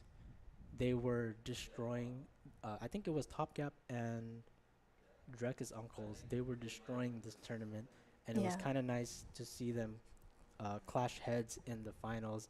They worked really hard to get up to this point, and it was just a matter of, it was like a slight edge that kind of gave them the win. But it was very well played to both teams, and that's going to be it for this League of Legends tournament. In the spring season, we're looking to have more tournaments in the future, so please keep a lookout for those. Once again, we'd like to thank our sponsors, Pacific Data Systems, HackTech Guam, Laddie Esports, UOG Endowment Foundation, GTA, Global Recycling Center, PFM, University of Guam Triton Store, Heavy Hitters, and Micronesian Brokers. This is going to be Vince or Lucifer And Lauren. and Lauren or Skyla signing out. Thanks for watching, Thanks guys. for watching.